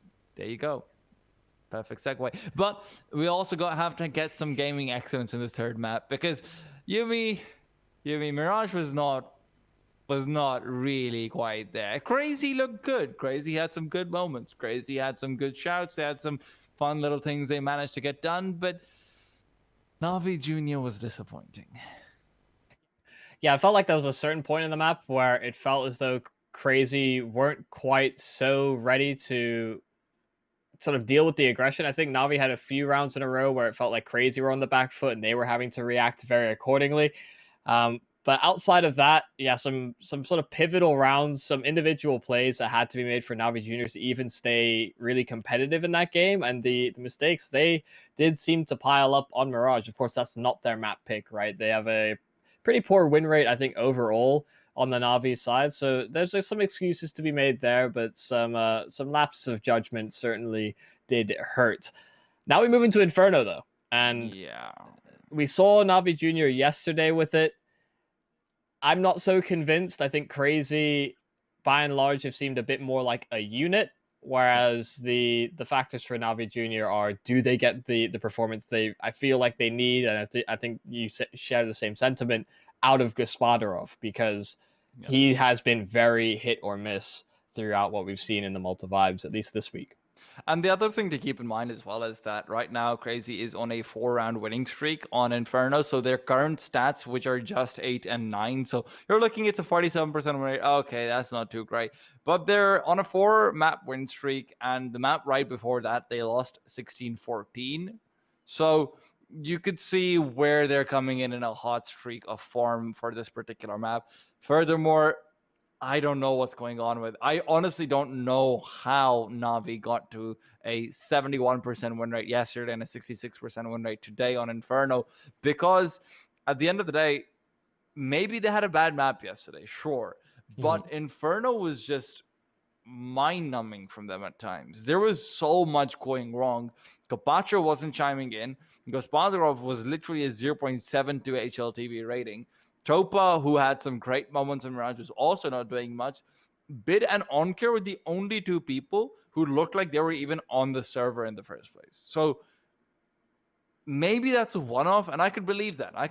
You have 3 out of 5 of your teammates just do not exist on the server on a map that's as common as Inferno. I am willing to write that off, but you need to give me the pen to do that, and that pen will come in the form of a very big, differently colored weapon in the hands of Gospodarov. I would have said green, but skins these days. And they can be any color, really. So, I mean, yeah, you can't say the big green gun anymore. That's been rendered null and void for quite some time. But yeah, I'm in agreement. I think they certainly have a few more elements. Like you said, they had missing pieces in the fact that Capacho's not quite performed, but he has been showing a great form today. Alongside players like Onkar, we're seeing Topa as well hit some really nice shots.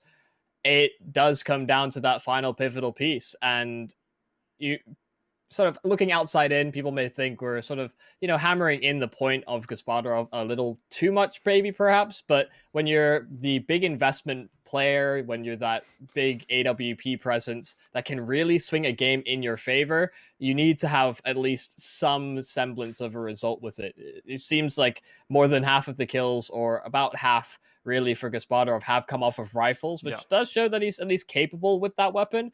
But you just expect a little bit more when he gets his hands on the coveted weapon. And I promise I wasn't just doing this to flick my curls around. It was just protested saying, we do not hammer in the Gospodarov point enough. Absolutely not. Knife round is live down. We'll get to see who gets to start on what side.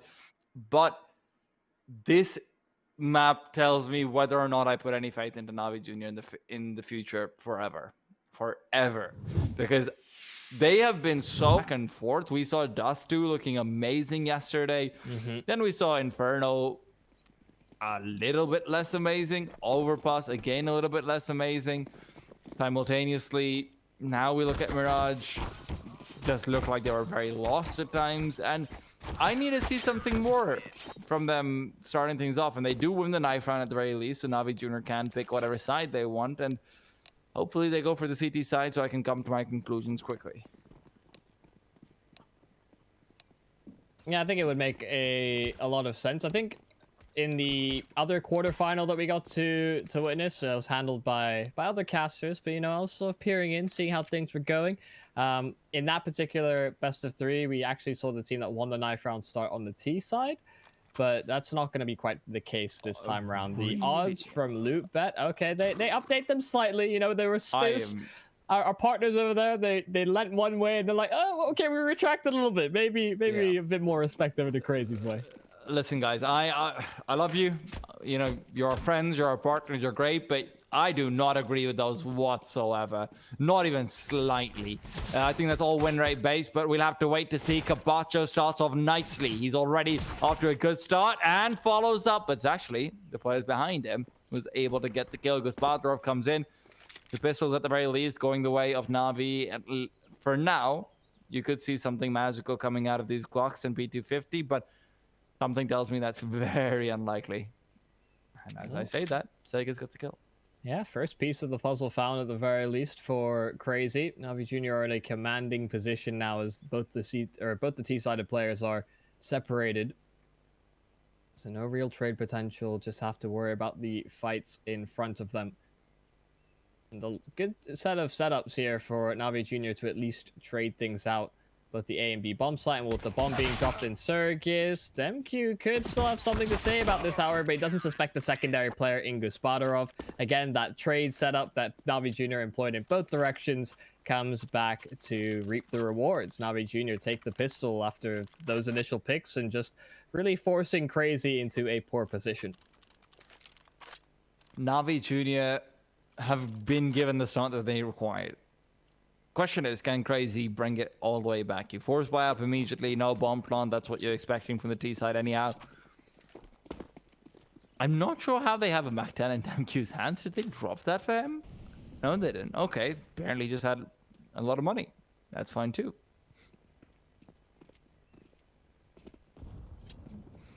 Of course, you do. Oh, the good old Fnatic. So the Fnatic really likes to go for this. Demq will be able to swing up pretty soon. Take the peek. Bit is not expecting this whatsoever. Demq takes him down despite Bit finding a kill early on. Onke, however, is playing inside that smoke. And he's just waiting for Cabacho to come in from behind. Cabacho cleaning up the anti-eco, anti-force by very nicely, not giving away too much. And as I say, that Toxic gets a chance for 2 kills. Unfortunately, he's only good for 1. Onke left alive on 1 HP. Yeah, that small little play you're talking about can be something that can be very easy to miss when it's not particularly highlighted. Just the fact that they have a player underneath that little boost just so that they can get up silently into the apartments. That's what really enabled that opening frag. Crims really likes that to happen, actually. Crims is generally the one who Fnatic boosts up into apartments very often. Shout out to Mahones TV on YouTube, who has done a great video on that. But Gospodarov, ooh, nade flies in. Not quite the damage you might have been hoping for, but enough to tickle Sensei. And that's what this game is all about. Tickle, tickle, tickle. Right? I feel like we're playing different games. I hope so. Usually it's a bit more grit than that.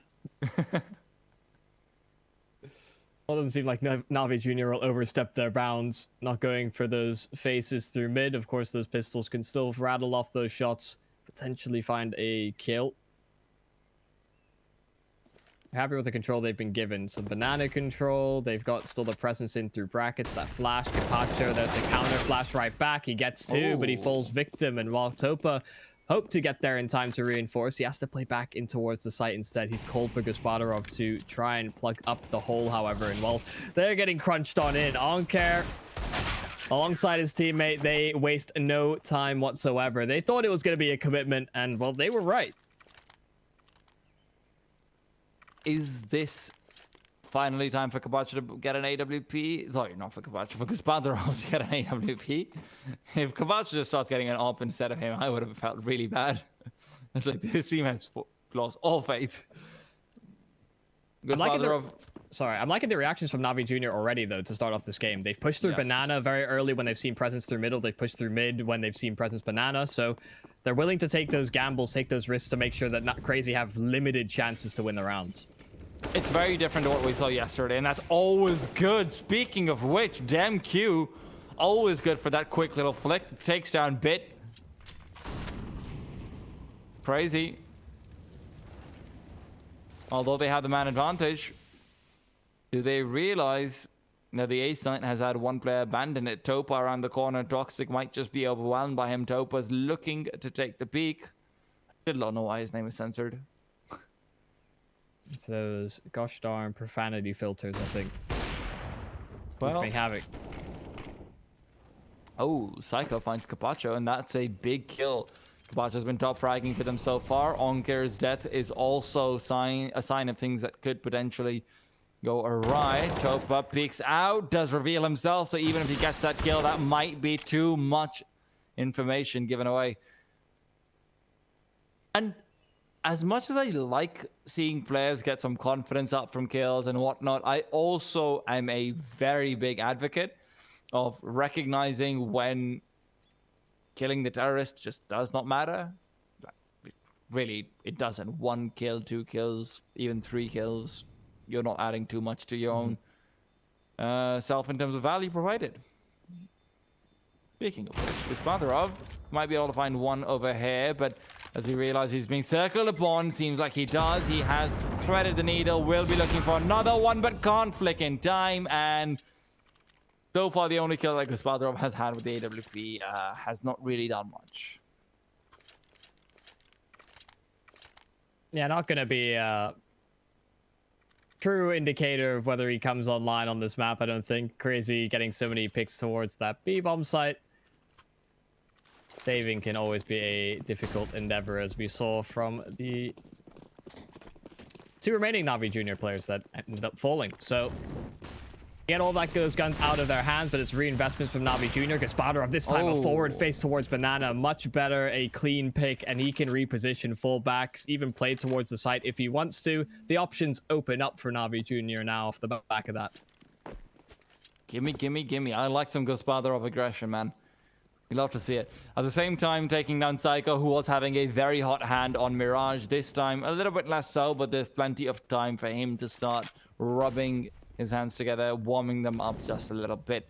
3 players on this A bomb site where they are trying to aggress. Guspadarov, got to keep an eye out on him. Guspadarov is going to be looking to peek out. Does miss that shot initially. Onker with the smoke onto the site will make it impossible for him to be mollied off. And Crazy are now suddenly locked and waiting for the CTs to make a mistake. And that might just have come through Guspadarov. He's rotating away back towards B. Crazy. Oh no, Crazy. Oh, don't. Dear.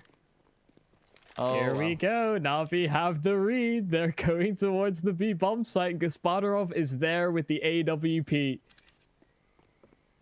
Navi knows what Crazy's going to do before Crazy does it.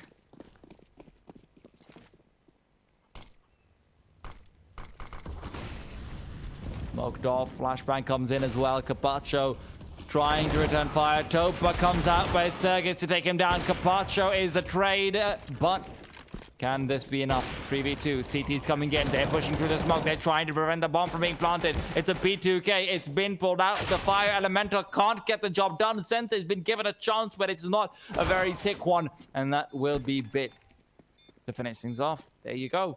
2 players kept alive. Not very much. You can chuckle at the thickness, but it is the opposite of slim. So no, Onker dies because Guspadarov is spamming with his USP, and he tags Onker up that he thinks he's run through the smoke towards Garden. He doesn't know where Sensei had gone. That's just that's one of those small moments where you can blame your teammate, but it's not really their fault either. So. But it helps, you know. Yeah. Blaming your teammate, that is. Okay, that's not what I was going for. I feel like that's a more toxic approach. See, but I got you there, didn't I? You really did. You baited me in, had me in the first half.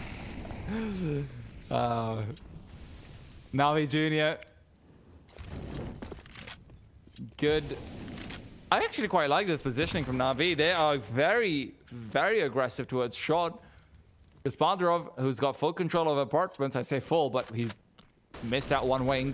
Onker swings out. That's a great kill to get. Lines up the next two as well. Leaves it on his own self to try for the ace, but he's only good for 4.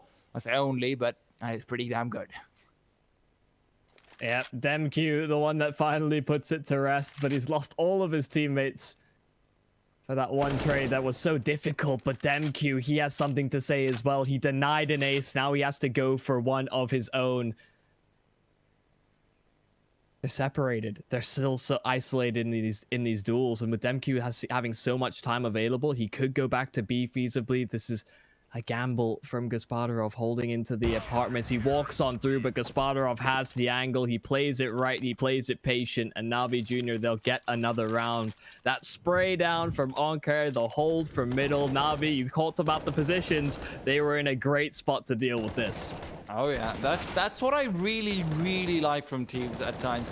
Just going for the 2 players on short is something you see such few teams doing because of how often. Ready? Okay. I'm okay with this. You know what? I've heard the term name so nice you gotta say it twice. This is spray so nice you gotta say it 4 times. So you got a 5th. Hey, bada, hey, bada, hey, bada, swing! It's still going, guys. This is my life now. It's just that Tom Cruise movie, The Edge of Tomorrow. You're trapped in a time loop. You must bear witness.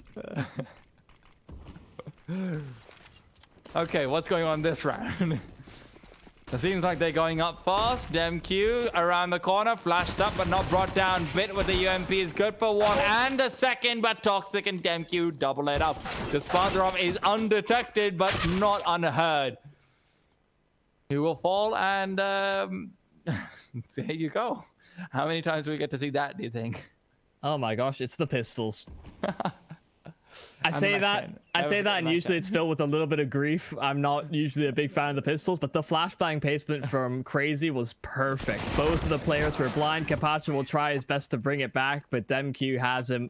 They get their hands on the AWP, and while Toxic doesn't get his hands on a rifle, still a round that CR4ZY will be happy to take. Well, I like that we transition into this beautiful M4A4 spray down with perfect spray control, like collateral and everything to just, hey, pistol, go fast. But yes, flashbangs were really good. I think I'm really glad that you pointed that out because I'd kind of forgotten that in the chaos of everything that was going on. But the fact that the MAC-10's able to turn around the corner of the double box is huge. When it's turned around the corner, Gospodarov finds himself completely smoked in to the corner and spammed away. That's all she wrote. Na'Vi Jr., as good of a few rounds they have had, they have lost quite a few players, and now it is reflected in their economy as they are going to try and pull off a stunt that CR4ZY just went for, the full force by victory. Well, while we may hold a small candle for Na'Vi Jr., the candles burns a little brighter over at Hellcase. Our partners over there, of course, they are the biggest and most known case opening website with almost 100 cases, updated case files, upgraders, dozens of giveaways per month, and more absolute unique features. You can use the codes that you saw on screen earlier to save and get what you deserve. And, well, you won't get bored with our partners over at Hellcase. Not a lot of actions happened in the round, so always a great little time to shout out our partners, and we'll see if CR4ZY get the better of these pistols. Oh, what a good flashbang, but Capacha's just not caught the shots in. Unfortunately, can't find the 2 kills he needed to make this actually possible. And with that, they should know there's another player in that B site, and rotation is there too. Actually, could even be multiple rotations. Demq has sold his fake completely, and you've got yourself a free A bomb site. That's how you win an anti-eco, boys. Oh, okay. All right. He took his time for the first shot, but it's the more panicked ones that ends up finding him the frag. Still an equal number. Na'Vi Jr. could get their hands on a couple rifles, and I think that's all they're really hoping to accomplish. But could get something more. Could kind of throw himself at this to try and get a few more CR4ZY players down, but Saving the armor, saving the pistol does hold a little bit more value.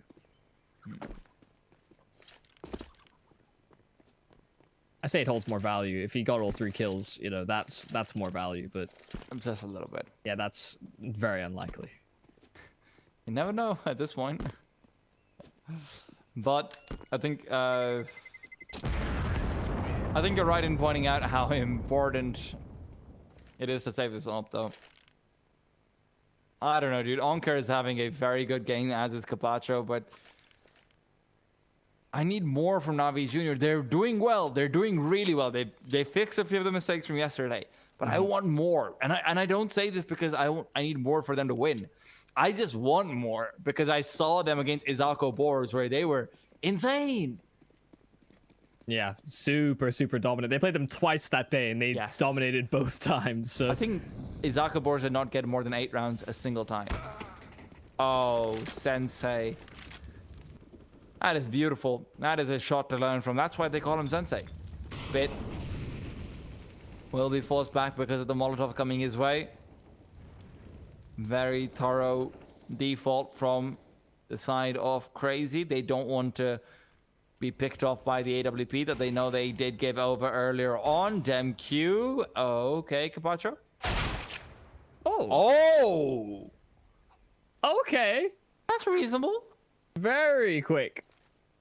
A trade frag, I mean. The fact he gets a kill, I didn't think he'd be able to get away with that one, but now it's just Topa on the bomb site. A 1 versus 3 at his feet on the site. Of course, DemQ still lurking towards the A side of the map. Topa, though, the first shot's clean. Serg is there to get things done.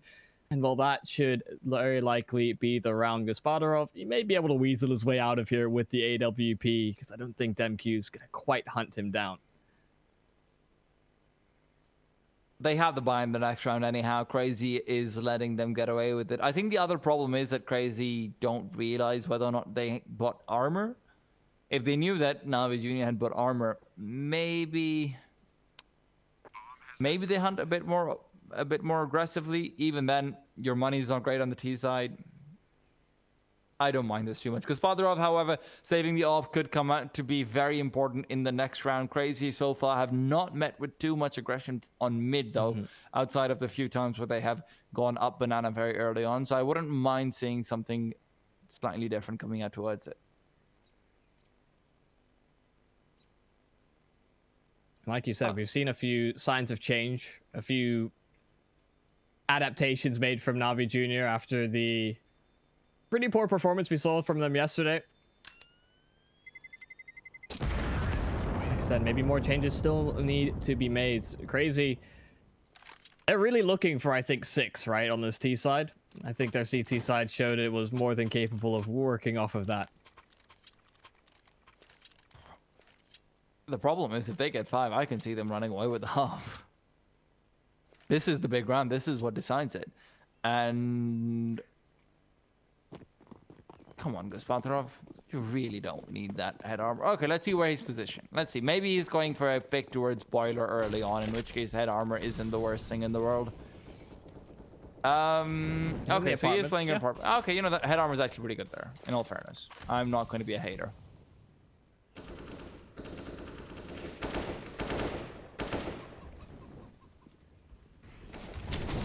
Oh, Molotov thrown. I think one of the bullets actually tanked by the Molotov. We saw a little spark just before he backs himself away. Don't think DemQ's going to quite swing from the right-hand side of the scope. Oh, you know, they're positioning for the double swing now. Oh, Gospodarov's prepared, though. He adjusts in time. DemQ taken out. Well, that advantage taken by Navi Jr. to start things off. I think we're hoping to rush that player down, make sure that they swung together, but maybe a bit of miscommunication there from Crazy. Oh, Toxic can swing out. The flashbang was good, but he couldn't quite coordinate with it, and Gospodarov's repeat will catch him off. Perhaps wasn't expecting the AWP to come through and reclaim that territory. In a 5 versus 3 where Crazy have very little time to work with, you're going to be happy if you're a Navi fan. As the team is setting up very nicely. I say that, but now the rotations have come out. Back towards B they go. Smoke inside apartments, but with 25 seconds left on the clock, that smoke will already have been dissipated. by the time they're coming in. Sensei, flashbang at the ready. He was going to be timing it while they come out of the apps area. Psycho jumps down in towards pit. He goes. Onke knows where they are, but he's real his position by moving around a bit too much. They will get them down. Sergis with 2 great shots to find the kills, and bomb can't be planted. Oh, okay. Very last second. That's fine too. Yeah, Circus getting those kills at a crucial moment there from Crazy. And, well, Navi Jr., they're tapping out. I have to wonder, I really do, if there is a read, any sort of demo review that's come through on the Crazy T side that instigates a rotation like that so early when you get that significant man advantage. That B bomb site, sure, can be enticing for the T side, but that's the second time now we've seen Navi Jr. cheat the rotation over. One time they were actually right to hit the mark. Crazy ended up going and executing that direction, but this time around, they circumvent that entire pressure, and Sergey is getting those 2 kills on lane. Just made things so much easier for Crazy. I think Navi is just suffering the consequence of a few too many scrims, to be honest. This seems like when you've had this happen to you in scrims way too many times, that, oh, hey, we're 5v3, they're just going to hit the B-bomb site because it's easier to hit the B-bomb site as long as they have utility. That might be the call, because there was some utility on the side of Crazy. So I could see why that call comes in. Okay. I would like for them to wait a little while longer, though. You're right. I think there is also the concept of strong side, weak side, which isn't really fully being used. Because Fatherov misses his shot early on. They do still have a full buy in the hands of Navi Jr. But how much of it will be put to use? Sergey is already finding a kill towards that B-bomb site. Yeah, they'd hope to get some impact from Gaspardo of that direction. You can wallbang that? Oh, wait, sorry. No. It's his teammate. He hopes not. Could be doing a lot of damage to Sensei. Capacho taken down by the AWP of Crazy. And, well, Oncare, he finds a kill right back. Bit as well. Okay, these 2 players that are left on the site still proving a huge task to follow. Crazy not finding them, not tracking them down. Sensei finally deals with Oncare towards the shelter, and while he'll get his hands on the bomb, this is another situation, a lot of time on the clock, a 1 versus 2 on the cards for Crazy. Does Bit realize there's a player circling around behind him, though? Sensei, he'll be taking the scenic route, and I think he might have just found the timing as well, as long as he drops down soon. Oh, he knows. Sensei's positioning is perfect. Bit's going to be caught out completely. There's 30 seconds, and Sensei has read him like a book, but he's now getting impatient. He's dropped down. He had the timing. He had it all, but there's 20 seconds on the clock, and Sensei find the flick. Can he turn around in time? Yes, he can! 18 seconds, and although the rotation is coming out, Topa will not be able to prevent Sensei from getting into a great position in the post-plant. The only thing that the CTs have going for them is the fact that he doesn't know where they're coming from, but even there, it looks like he's aware. He swings out, and Sensei with 4 kills takes it home, where they should not have. They shouldn't have even been a house to go back home to. I don't know how he's done it. He masterminds the 1-on-2. Thought, like you said, he got a bit impatient. He had the opportunity to take him down in the apartments, but Sensei pulls it off. The 1 versus 3, the crucial 1v2 at the end. And he really just honed in on where those players would be.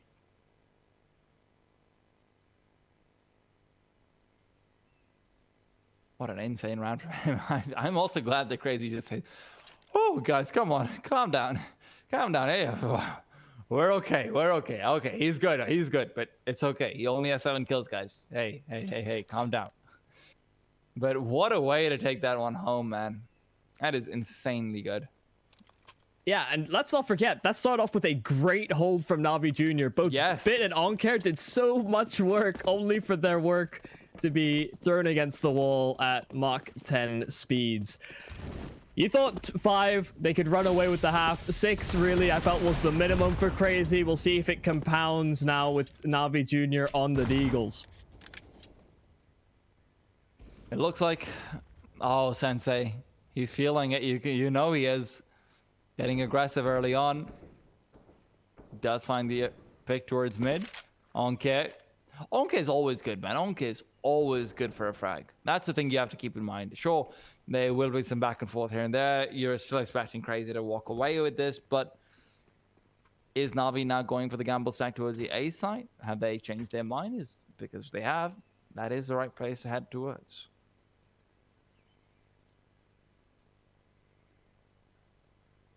Well, this would be a real tall task. I don't think Topa and Onker really liking their chances. Crazy going the long way around, going through the arches. They also could, of course, wrap towards B, but a much more risky endeavor. They could be positioned anywhere. Onker on the site for now, evading the utility. They find Topa, they flush him out. Onker there with the first, the second as well, lining up the third, not given the chance. Now just into Capaccio's hands. A 1 versus 2, certainly still doable.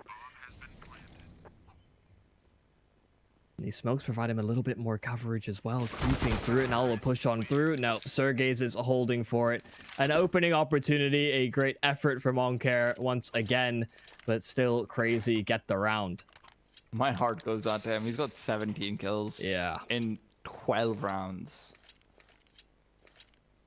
Capaccio's next to him, yes, but we're seeing a very similar Na'Vi Junior to what we saw yesterday on Inferno. There are two players who are alive and everyone else is... There are resuscitation attempts going on. Let's just put it that way.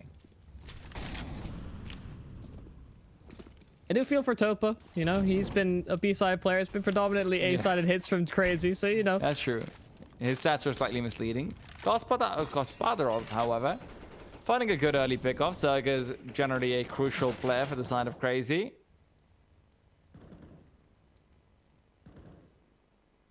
But with 1:20, Crazy still have plenty of space to maneuver around. We've seen them before. They are masters of the needle and putting threads through it. Smoke comes out to try and isolate the players towards arches. This could be the right player for them to make. Great Molotov is there. Onker reveals his position while he's backing off. And he is the key kill to get. However, Crazy, they keep expecting some sort of aggression into mid to come through. Instead, it's Demq who is intercepting Gospodarov. And although he gets a few bullets in, it just isn't enough. Now repositioned on the site, 45 seconds left. Crazy are running out of utility to deploy. Bit able to smoke at least some of the Molotov out. A double Molotov through the pit in spite of the smoke being there. Bit still being a huge nuisance now for Crazy. Psycho dealing with Onker on the site. See if Gospodarov can find another pick. They know exactly where Bit is. After finding Gospodarov, they just have to flush him out, and Psycho does it all. 3 kills for him. The bomb planted, and Topa and Capaccio, they've rotated in. They have a crossfire set up between them, but that's quickly stripped away. Toxic and Sensei finish off the round. Another instance where Gospodarov gets 2 kills on the AWP and Crazy still pull it back. One thing to note, though, that was really well played from Crazy, because the Molotovs they threw were not your traditional, hey, chuck a molly into pit. Both Molotovs that they threw keep burning, even if you try to smoke them off using that particular smoke, which is the popular one-way smoke. So Crazy made it so Bit could never play from pit. That just wasn't an option. So since they know that that's the case, they get to isolate the players much more effectively, and that's why that round looked like they were able to bring it back from 3v5 as quote-unquote easily as they did. It was off the back of some very nice mollies. Well, certainly a detail that I would have missed out on, but what's hard to miss is the weaponry on Na'Vi Jr. Not ideal, not great. The 2 S's strike for Crazy. And it seems like they're about to overwhelm Bit as well. I think he just has a deagle in play. He gets one, but he's traded right back, and that's an open A site for Crazy now. Oh. Sergez waiting for the peak to come in. If he gets tapped, oh well. Topa has had a few really nutty shots with the eagle, but you're right. I feel so bad for him because he's not performing particularly well. I don't want to put it that way, but it's looking even worse when you consider how rarely they're actually coming over towards his bomb side. Like, compare that to Bit, who has very often had them come towards him. I would say that they're both basically having the same kind of performance at this rate. Crazy set up for their 9th round.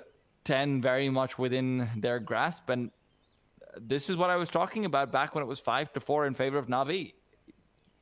T-side can just run away with things on the basis of a few free rounds, and it looks like that is exactly what has happened. And Na'Vi, Okay.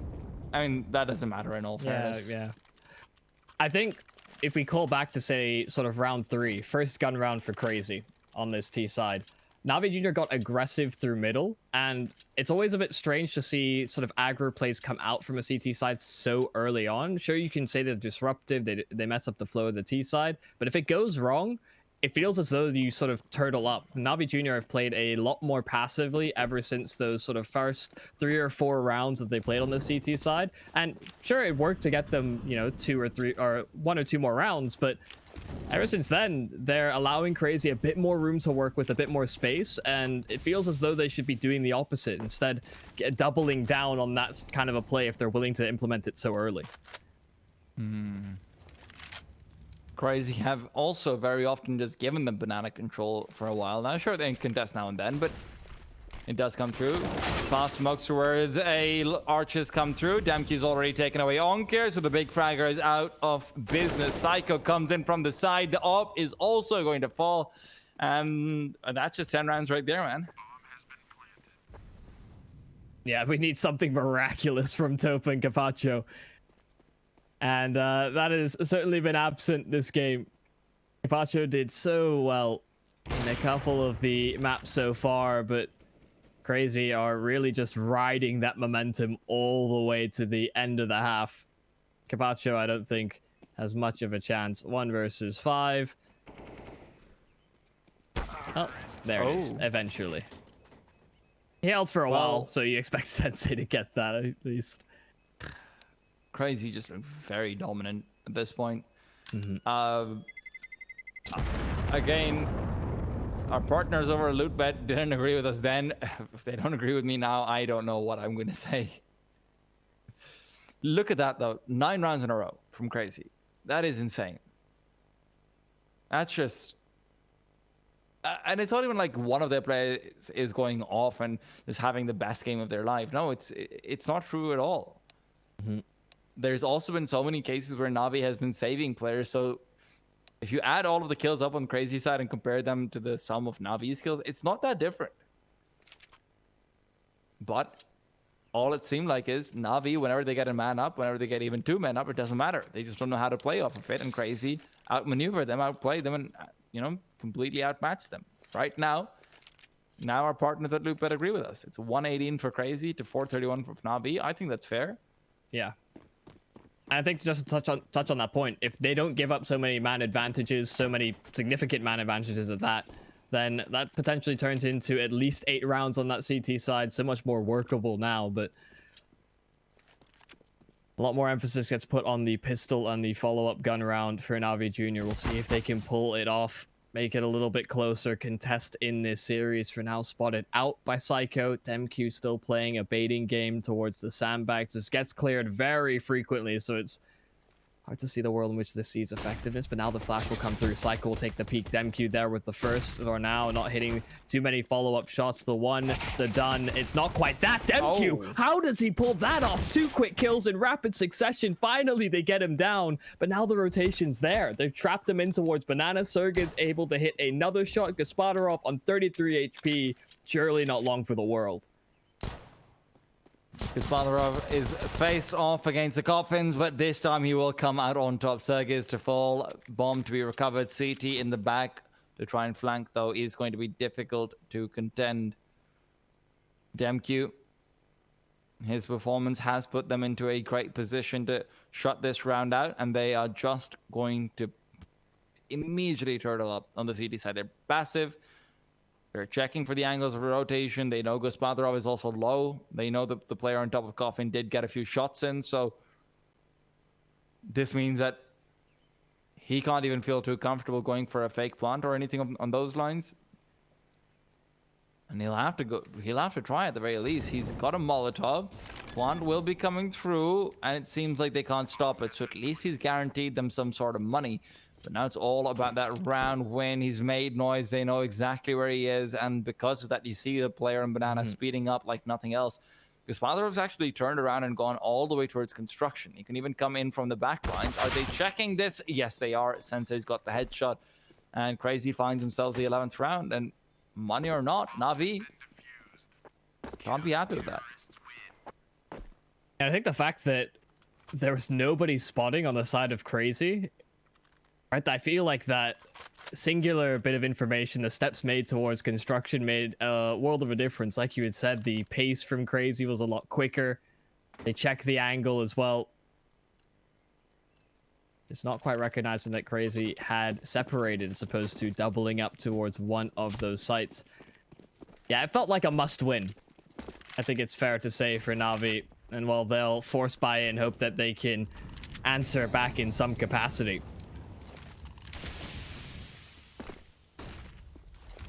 Ooh. Na'Vi do have the weaponry at the very least to do that. But the problem is that full banana control has been taken by Crazy already. Now that they've moved back, this is when the nades start flying through. Nade won't do much because all it gets is the corpse. And it's the corpse of Oncare. Arguably their star performer in this game so far. Guspadarov is the next casualty that will be found. And with that, it might just be too little too late. Bit, who's trying to walk in, will be meeting Psycho pretty soon. The MP9 has a great off angle, and although he misses a few bullets early on, it simply isn't going to be contributing much. Topa and Capacho left with the dream.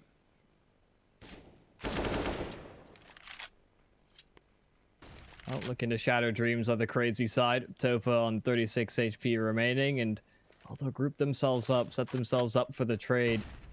Still some utility on the Crazy side. That flash deployed buys them a little bit more space, a little bit more room. Topa the first in. Sensei takes down his teammate looking for that trade, but Topa was the one that was supposed to be the one to fall. Low HP on him. It's very unlikely he comes back with the clutch here, but I almost counted Guspadarov out. We'll see if Topa can do a little bit better. Has to be the ace clutch. There's so many angles to clear, so many positions. Demq's being annoying in the apartments, and it draws all the attention. Psycho from the back. It's a defuse for Crazy, and now 2 in a row. Na'Vi Jr. This time, do they save? I mean, they have to. Yeah. Don't they? Topa can buy.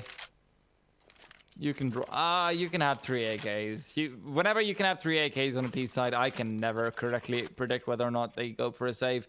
And it seems like Na'Vi would really, really like to go for a pause, but we won't see that coming out. 12-5. Perhaps some semblance of. Honestly, it looks like the spirit is slightly broken at this point, unfortunately. They do still have a chance of bringing something out with these pistols. We saw that from Crazy as well. Bit has a beautiful shot to start things off as well. So, at the very least, they are giving themselves a chance. Capitalization is a difficulty, though.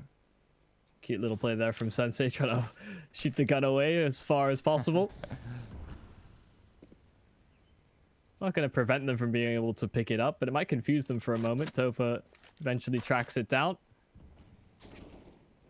Oh, Sensei. Oh, he gets aggressive. He's alone by and large, but he's taking the fights right to Na'Vi Jr. The small space they thought they have, or at least had, taken away by that man himself. Sergey's a smoke deployed, playing behind it. There's no real chance for them to cheat on pass. Psycho, okay. Bit's been hitting shots with the Deagle so far, so they have to honor that on Crazy.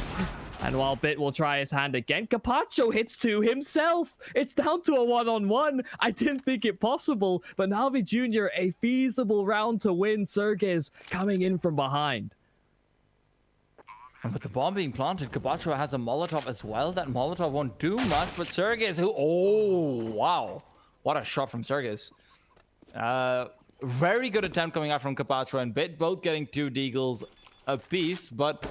Unfortunately. Oh, come on, man. No. They're Sergey, already you don't dead. get to do that.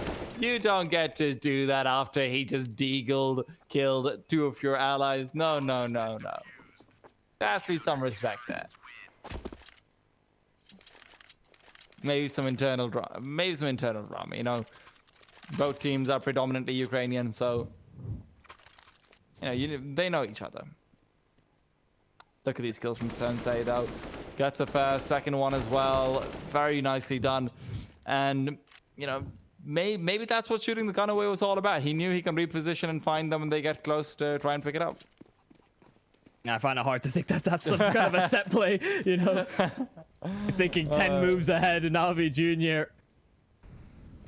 Oh, where do you go? Now with the gun round, now with the open Gaspadarov, you need some big performances from the stars of Navi Jr. Will they get the chance? It seems like it won't be an open door. Topa, Sensei, they both get the... Topa and Capacho, sorry, both hit the deck very early. Crazy, a big man advantage. We saw Navi lose a lot of these on their CT side. We'll see if they can give them a taste of their own medicine. Oh, that's a good start. Gaspadarov coming in with one, but Psycho immediately, the second the smoke blooms, he knows there's going to be someone around the corner. That kill is crucial. They have some utility on Sensei. They can wait long enough for him to come around. Psycho does not want to get aggressive. He doesn't realize that Bit was on top of the coffin, but he would have found out very soon. The 4v2, and they're setting up completely. Bit knows he needs to get aggressive, and both himself and Gaspadarov has found a kill apiece. It leaves things on a Demq and Toxic. Can they take it away? Well, it's seeming likely for Navi Jr. Can't catch the chickens before they hatch. Demq, oh, they both go into the smoke, so he can't track them down. This defuse. Oh, wait, it's not planted for them. Surely not. Surely Gaspadarov gets the angle in time, and he does. It's a close round at that. Gaspadarov, Bit, they both go down with the ship, but they still get it to at least sail for a bit of a distance.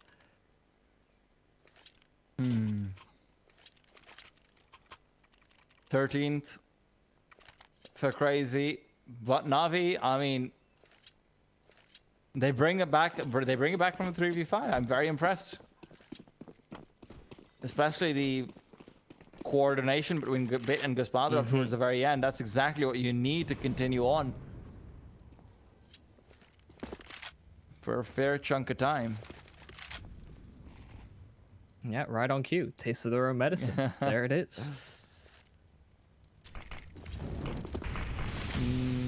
There is still a very long way to go, of course, but the perpetual comeback mechanism in the game that has been there for the longest of times is, of course, the terrorist side. And Navi Jr. are, at the very least, going to have a chance to continually put Crazy into the loop of broken economies. Crazy have gone for the force buy. And Navi, so far, without any real information, they could be trapped into the B site soon. Smokes come in. Psycho knows where they're at. It's all about Sergez, whether or not he can land a few shots with the Deagle. Sergez playing from behind the pillar. But Navi still yet to commit.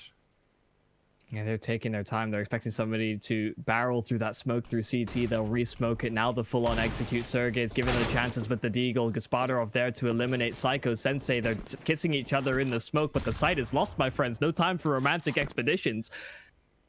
And Navi Jr., they'll have a nice little picnic on that B-bomb site themselves. Hand-holding the sorts, but like you said, a long distance to travel still.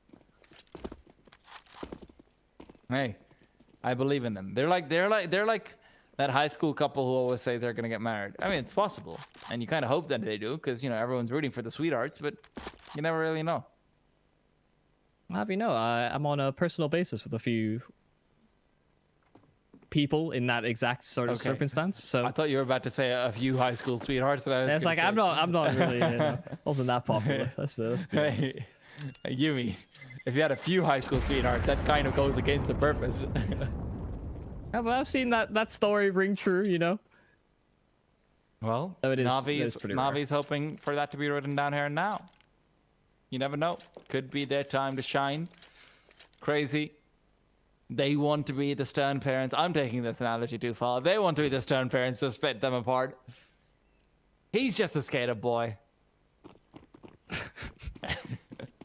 I know where you're going with this. I'm gonna stop you right there. Well, Rumbo's from Sensei. He gets the distance he Definitely a needs. skater boy. But Crazy are posturing up for aggression. Bit shuts them down. No surprises this round. Oh. Still, very smooth movement coming out. You always like to see that. Serg is hoping for... Oh, wow. Nice little headshot to Gospodarov. There are very few things in Counter-Strike that are smoother than a USB headshot like that. Okay, he actually finishes off a frag on Oncare as well. So he's being really tricksy on this B bomb site, it seems. Finding damage. Gospodarov could certainly fall victim to it as well, but it's still only him. Only the USB, and I don't fancy his odds. Well, you say that. But watch him come through and get 3-1. Never mind. Still, this was, of course, a throwaway round from Crazy. Navi Jr. were perpetually going to be very highly favored to win this one. And as Sergez backs off, it is just Crazy trying to pigeonhole them in, get a few exit kills, but as it turns out, they are the exit kills. Capacho to take a few down, and he just keeps on going, despite Sergez seeming to get headshots every single time he pulls out the USB. It's not enough to finish him off. Yeah, you imagine a world in which he has a deagle. Those headshots, ooh, they change things. I mean, technically, he had a deagle in the previous round. He just died, so... Yeah, well, true. Another round in which Crazy don't have the ideal weaponry, so it's going to be utility focused. And they'll see if they can bombard, delay, you know, go up to the usual antics of Inferno. Make Navi Jr. at least work for it in a round in which it's typically a bit of a write-off. 3 rounds in a row, the CTs are on poor buys. That is something I have not seen in a very long time. It's very reminiscent of the days where if you win a round and then you lose one, you just lose the game. Of course, they are doing it to guarantee themselves an AWP, maybe even 2 if they feel like it. They did quite like that on Mirage. Navi Jr., however, are probably grateful for any sort of bias which involves them not having rifles, because that is generally quite nice to go up against comparatively. Capacho makes short work of DemQ, and all the rotations will be coming over from Crazy. The efficacy of those is going to be suspect at best.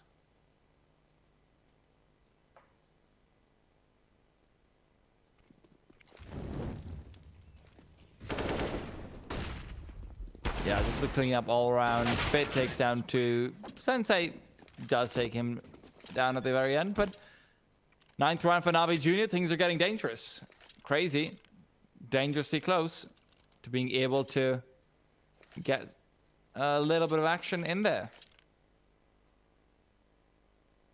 We do, of course, have a timeout coming out for Crazy. Shouldn't be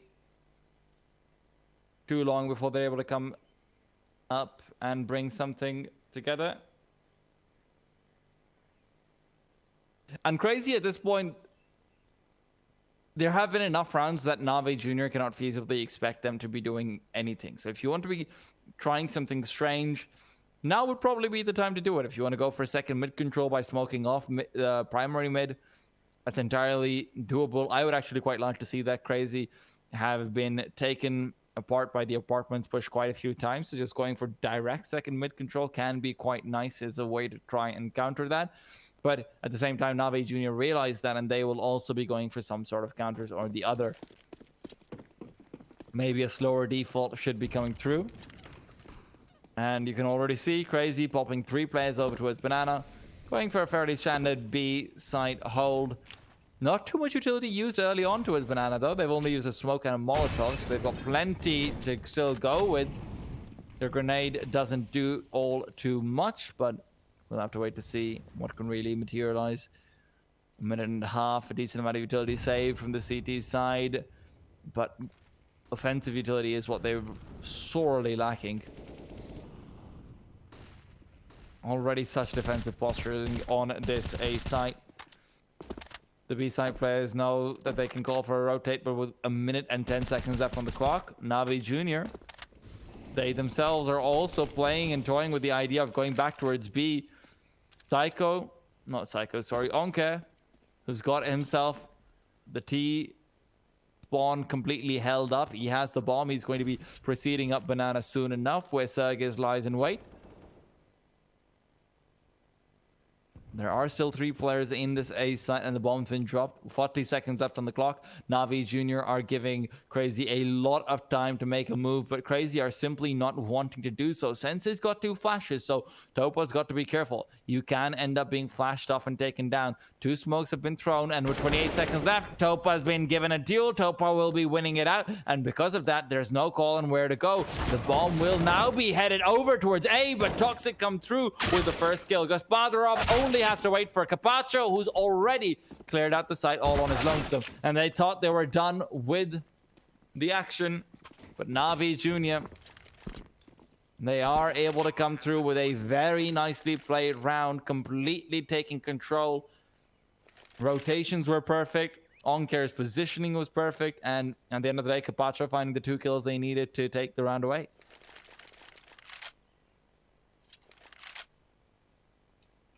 13 to 10. Yep. Well then, sorry about that. You know, They didn't even know. They just thought I wasn't giving you space. classic. Happens all the time. Yeah.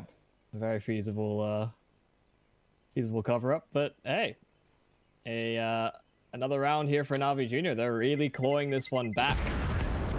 I thought that could have been down and out. I was really prepared to write off the second half just because, like you were saying, it felt as though, it's weird to say body language or something of the sort, but it seemed as though they were kind of playing deflated or playing as if they were always reacting to Crazy's moves. But now that they're on the T side, they're dictating the pace a little bit better. And, well, you've seen from these past 3 rounds as well, Crazy took a while to get their economy under control. Under control being a very relative term. Yes, indeed. It's the CT side. Under control is it's a difficult ask. They still have 2 rifles, so should the A site be the destination for Navi Jr., maybe that 1 rifle over there can be recycled enough to take down enough players that the AK can come through. But it's a difficult ask. However, it might just come through right here now. Smokes are being deployed. They're speeding things up just a little bit. Sensei's waiting with the deagle around the corner. Bit gets 1, but it's actually 2. How does he get the 180 there? I do not know. Missed shots by Demq. The crossfire breaks down by execution alone. Crazy though, they've still got a few players alive and kicking on the site. Toxic's got his hands on an AK as well. They've already cheated the rotation away from the B bomb site, but Navi Jr. are accelerating in that direction. CR4ZY, you have to move quickly, my friend, if you want to meet them there. The utility going down is an indicator that he's made the wrong move. And well, Crazy, it's a very likely situation to save again. The problem over there as well, like a very small thing, is that CR4ZY came through towards the library side when he cheated his rotation over. On the library side, you don't actually hear them running up banana. If you're playing from the arch side, you hear all the footsteps and you can actually make your way over in time to at least try and get a spray through the smoke. They might have gone for the save regardless, but it is one of those small things where, you know, they miss the opportunity to take down Bit because of that. Arches are completely open and they're just feeling afraid, so they say, hey, come to library, not to arches. And that's all that's all there is to it. At least the CTs can save 3 weapons though. It will make the next round a lot easier.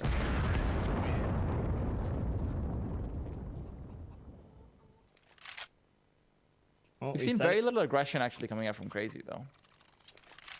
Yeah, the same sort of timid playstyle that kind of plagued Navi Jr., it felt like, on their CT side. Now the double up. CR4ZY, Sensei, both wielding that for the Crazy side. See if either of them matches up to Gospodarov, who has been a bit quiet. He has seen a few rounds of brilliance, but they've been darted here or there. The nade sailing on through towards Banana will at least deter them from the peaks, and they've still got a little bit of cojones. Sergey is still looking for those peaks. The log's angle from this position is so dangerous, but Sergey is willing to take that risk.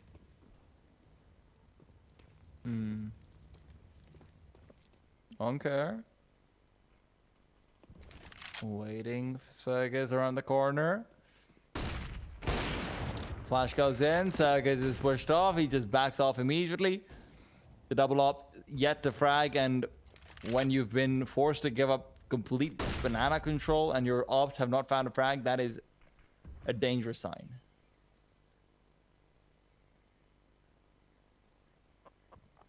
Maybe the BM gets punished on this crazy side. Saw from Sergez, you know, we called it out. Yeah, you come back to haunt them, of course. Navi Junior now grouping themselves up over towards this A bomb site. They've got a good amount of utility to get this execute underway. Sensei, another missed shot. Both of the AWPers missing their opportunities on the side of Crazy, and they're wrapping this site quickly. Demq's rotation is going to be crucial, but they've heard him. They can just spray in through the smoke, and Oncare gets the perfect timing as well. He hears it, and he traces it from the audio cues. Bit next to get one Psycho. Sure, he can return fire for at least a kill, but with just two players, you are going to save on the CT side. They've got plenty of money to buy as long as these two players can save into the next round, but that double up was useless, man. Absolutely useless. And that's not for the lack of getting opportunities. Yes. Not what you wanted to see in the Crazy camp. But this hole, it gets wider and wider and wider, and eventually Navi Junior's gonna fit themselves right through it. Crazy haven't found the answer on this CT side. They won the first few. How many of this is in a row now for Navi Junior? Plenty. Enough. That's a real answer. 7 rounds in a row. Wow. Yeah. That's... I mean, Crazy had 9 rounds in a row, but 7 in a row is... It's getting there. They're not done yet either, Crazy. If this is not Jonta sitting them down and giving them a very stern talking to, damn it, guys, I told you, we need to go to Malta. And if you're wondering, what do you mean we need to go to Malta? Well, the winner of this entire tournament, they get to have a week of boot camp in Malta in a 5-star hotel, along with $25,000, of course, which is, you know, not too bad, from what I hear. We've had this discussion many a time. Are they really boot camping? Are they just enjoying a holiday? It's going to be a bit of a balance between both, but it's called a team building session, okay? Yeah. See, that's where all the money goes. Yep. Well, there's still a whole lot of team building to be done. A lot of team chemistry forged in the fire and flames of adversity. And, well, Crazy thought they had an easier time in this map. They started out with a big advantage on this half, but as you said, 7 in a row from Navi Junior. Will there finally be an end to it, or will Navi Junior continue this spree? We saw 9 in a row from Crazy on their T-side half. They're looking to one-up them.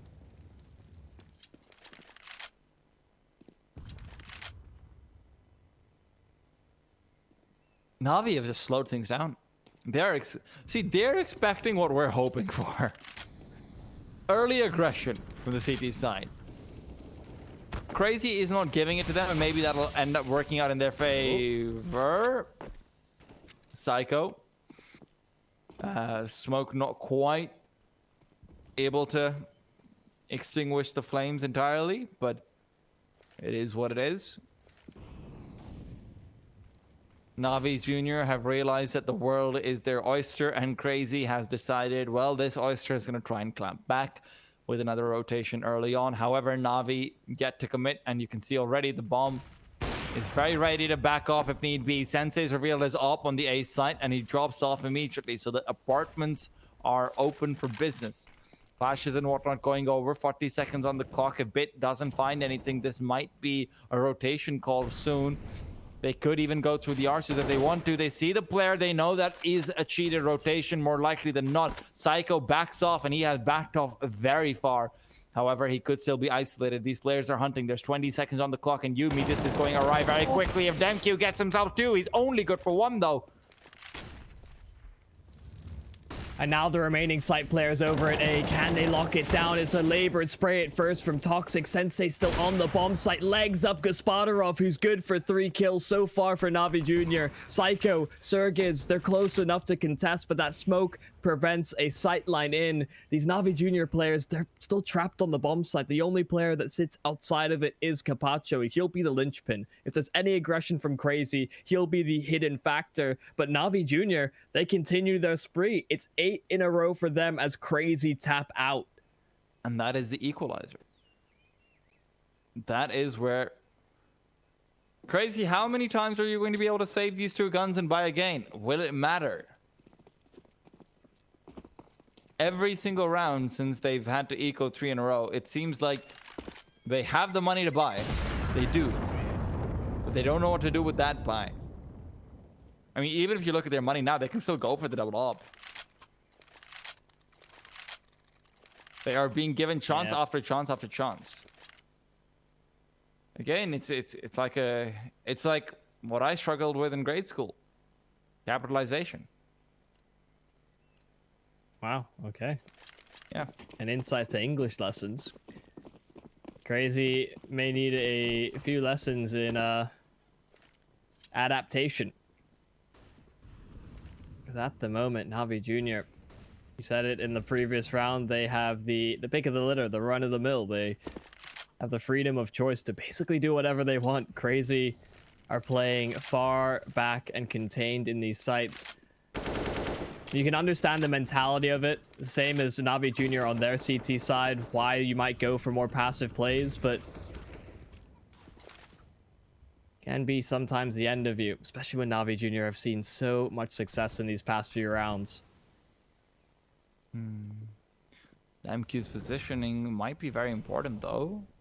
MQ actually already forced himself past the smoke, and CR4ZY in the meanwhile, who was mollied off, takes some damage. Still no indication from Navi Jr. as to where they want to go. Brackets control is what they always fight for initially, though. Molotovs and whatnot coming in. Flashbang will blind up Sensei completely. Demq is missing his shots again, but Toxic is there to save the day for a while. Demq switches to the USB. Bomb is dropped. It is looking like it's their chance. Can Onke bring it together? No, he can't. Demq again swings out 3 kills for him and a 2v1 for Capacho to try and clutch out. Both the players have a sightline. CR4ZY tracks him down with the AWP. Oh my goodness, that is... I can't believe Demq let his teammates die there. But he got it done in the end. He got the 3 kills he needed to on the Crazy side. This is a rough spray from Demq. The tracking on that first, he thought he got the kill eventually, but fortunate enough for him, he gets the kill with the USP that made all the difference. And you know what that means? It's only 8 in a row. Crazy. Yeah, they keep the record. Yeah. At least that, but they need to keep this map as well. That's what they want to go forward to the semifinals. Onker completely blinded up. Will swing out and take down Psycho, though. Dopa. Inside the apartments. Left in a 5 versus 4. It's been a while since they've had the early advantage because of how passively Crazy has been playing and because of the fact that Navi Jr. have very rarely contested Banana. This time they're hoping that the early advantage doesn't end up working against them, though.